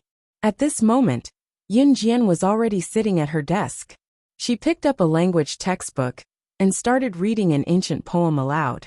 It was as if her somersault was just an easy warm-up exercise for her. The students who came to school early in the morning had yet to take out their textbooks for the morning reading. Moreover, the teachers were not patrolling the classroom at this time. Most of the students who woke up early in the morning wanted to slack off. As a result, Yun Jian's light and melodious recitation became a voice that stood out in the classroom. Yuan Ingjun stood in place. His handsome face slowly darkened, and his expression turned ugly. He came today because he was confident that he could win over Yun Jian. However, whether it was Yun Jian's somersault or her reading voice now, it all told him that she was ignoring him. Completely ignoring him. People tended to like what they could not have. It was the same for Yuan Ingjun. He clenched his teeth inwardly and swore that he would get Yun Jian one day. However, Yuan Ingjun was too ashamed to stay in class 6. He turned around without a word and ran out of the classroom. It was finally quiet. Yun Jian pursed her lips slightly. She reached out to put away her language textbook and threw it on the desk. Yun Jian actually chased away the school hunk. The students who had arrived early in the class had witnessed the scene and looked at Yun Jian in shock. They believed that the news would spread throughout the school soon. Of course, this was a story for later. Not long after the incident, the bell for the morning self-study period rang. Lu Fian came late today and only rushed into the classroom after the bell rang. Mu Xiang really did not come to school. She probably remembered what happened last night and was too scared to come to school for the time being. In the next few days, Yun Jian did not encounter any troublesome situations, and Yuan Ingjun did not come looking for her. Qin Yiru's hand was gradually recovering and was almost fully recovered. Of course, this was because the surgery was done well and the recovery was fast. Qin Yiru was discharged from the hospital on Friday night. When she got home, she tidied up her things inside. Ever since her accident, Yin Gang hadn't come home to see her even once. She didn't even know where he had been for the past few days. However, Qin Yiru had already given up on Yun Gang. Xiao Jian, it's Saturday tomorrow. Make a trip to Longmen City on my behalf and send a blanket to your brother. It's almost October. The weather is fluctuating between hot and cold these days. It turns cold when it rains. Your brother didn't bring a thick blanket with him in school.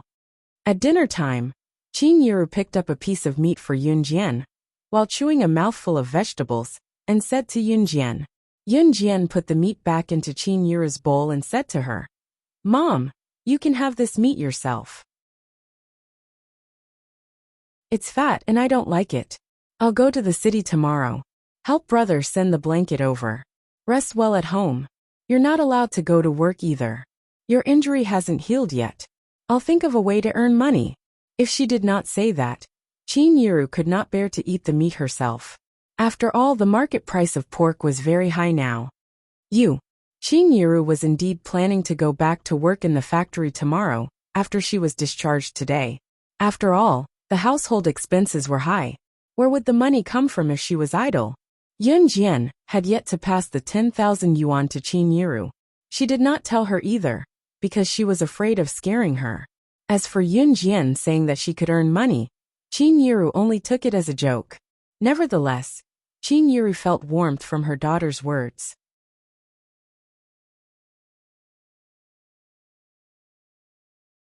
Chapter 41. It was Saturday the next day. Yun Jian woke up early as usual and went home to wash up after running one round in Xinjiang town. It was around 8 in the morning when she took the blanket that Qin Yiru had packed into a woven bag last night and boarded the bus to Longmen City. The bus took an hour and a half to reach Longmen City. Yun Jian got off the bus and took the number 31 bus that went straight to DE Senior High School. DE Senior High School was the best high school in Longmen City with the best teachers. The school covered an area of 152 mu, which was huge. At the same time, DE Senior High School's cutoff score was rather high. There were only a handful of students in Xinjiang town who could reach the cutoff score. Yin Yi was one of them.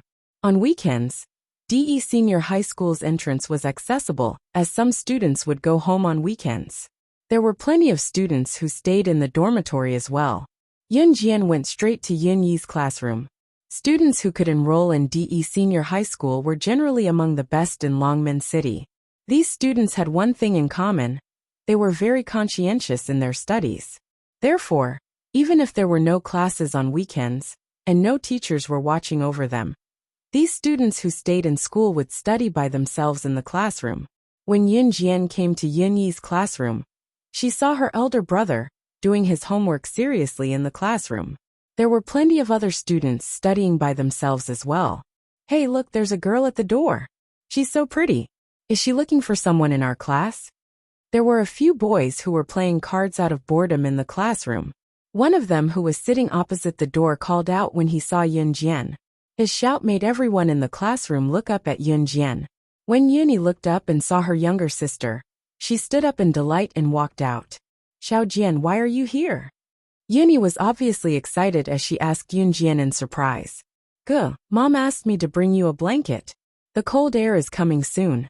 She's worried that you'll catch a cold. Yun Jian said as she placed the heavy woven bag in front of her. Yuni nodded and took the heavy woven bag from Yun Jian as she asked, "How's Mom's injury?" "Mom's been discharged from the hospital. She's recovering well," Yun Jian answered Yun Yi with a sweet smile. Yun Yi's frown eased a little at her answer. "Hey little beauty, where did you come from?" TSK, you're not Yun Yi's little girlfriend, are you?" Another boy who walked out of the classroom suddenly. He placed his hand on Yun Jian's shoulder habitually, and could not help teasing Yun. The boy's features were distinct, and his looks were comparable to Yun Yi's. "Don't spout nonsense. This is my younger sister." Yun Yi slapped the boy's hand off her shoulder, and explained to him, before turning to introduce the boy to Yun Jian. "He's Su Haokol, my bro. He's never serious. Xiao Jian, don't stoop to his level." Yun Jian nodded and pressed her lips into a smile. This person was her brother's friend in school? Heh. Su Haokol chuckled and greeted Yun Jian seriously. "Xiao Jian, it's rare for you to come to the city. I'll take you around the city first. Let's go home after lunch," Yun Yi told Yun Jian after they chatted for a while.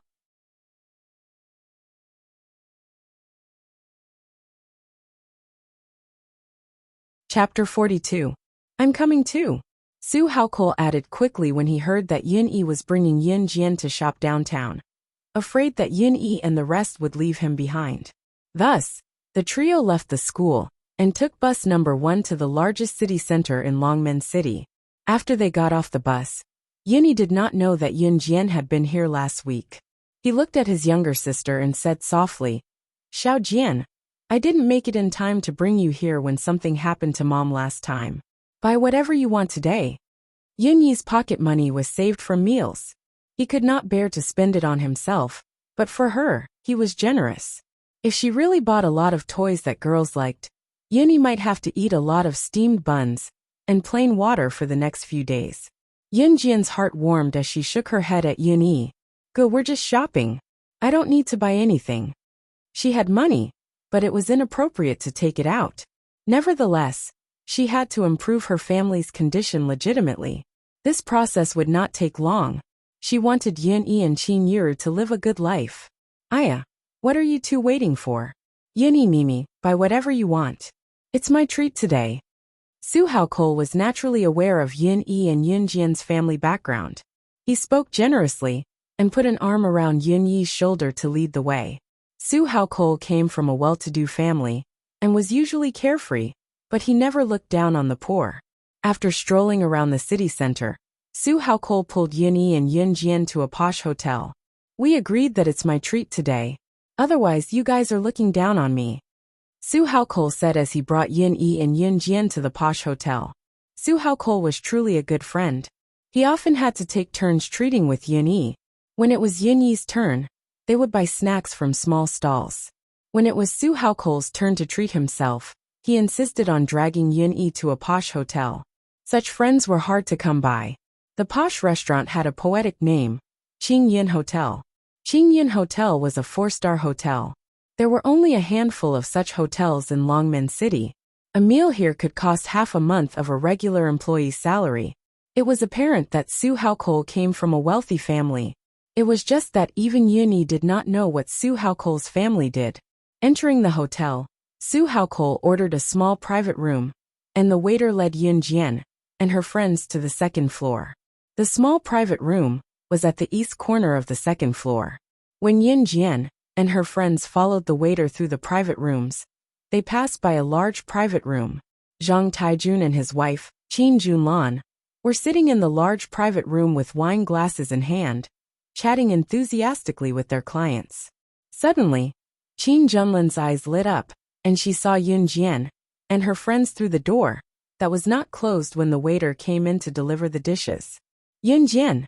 Yuni. Why are both of you here? When Qin Junlan saw the three silhouettes, she shot up from her seat and walked to the door in her high heels. Yunjian had just reached the door of the large private room when she heard Qin Junlan's sharp and familiar voice. Her eyes narrowed as she stopped in her tracks and turned to look. She then saw Qin Junlan stomping towards her aggressively. Why are you guys here? There's no free lunch here. Can you guys afford it? Are you guys here to dine and dash? Qin Junlan made a conclusion on her own and spoke loudly to Yunjian and Yuni in front of everyone. Her voice was loud as if she was afraid that no one could hear her.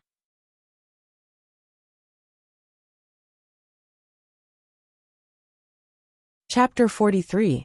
Yunjian had always known that her mother's biological sister, Qin Junlan's husband, Zhang Taijun, who was also her uncle in name, ran a small business. That was the truth. Qin Junlan was indeed here with her husband to discuss business with a client. They would not have chosen this 4-star hotel if it were not for the fact that the client today was rather important. After all, even with their family's financial situation, they could not afford to have a meal here. Clearly, Qin Junlan subconsciously thought that her sister's family had always been poor. They were so poor that they could not even pay for their children's school fees, and could not even return the money they borrowed from her. However, how could she not be surprised to see Yunjian and Yuni having a meal in such a high-class hotel today? How could they have extra money to spend at such a high-class place? To hell with it. Hence, Qin Junlan stopped Yunjian and the rest in an aggressive tone. Why can't we be here? Are you saying that we can't stay at a place where you can? Yunjian scoffed. She really did not like this auntie in name. Look at you, child. How dare you talk back to your own auntie? How disrespectful. I really don't know how Yira taught you. With your family's situation, how could they let the two of you come here to eat and drink? Qin Junlan said angrily. There was only one reason for Qin Junlan's words. She was telling Yunjian in a roundabout way that her family still owed her money. How dare they come here to eat and drink when they had not returned the money? However, considering that there were outsiders here and Qin Junlan was someone who cared about her reputation, she gritted her teeth and looked at Yunjian and Yuni. In the next second, she pretended to be a good auntie and said earnestly, "It's not that I'm criticizing you, but it's not easy for your mothers to earn money. The money that they worked so hard to earn is not for you to squander like this." She hadn't even paid back the money she owed her family. I'm Yunyi's friend.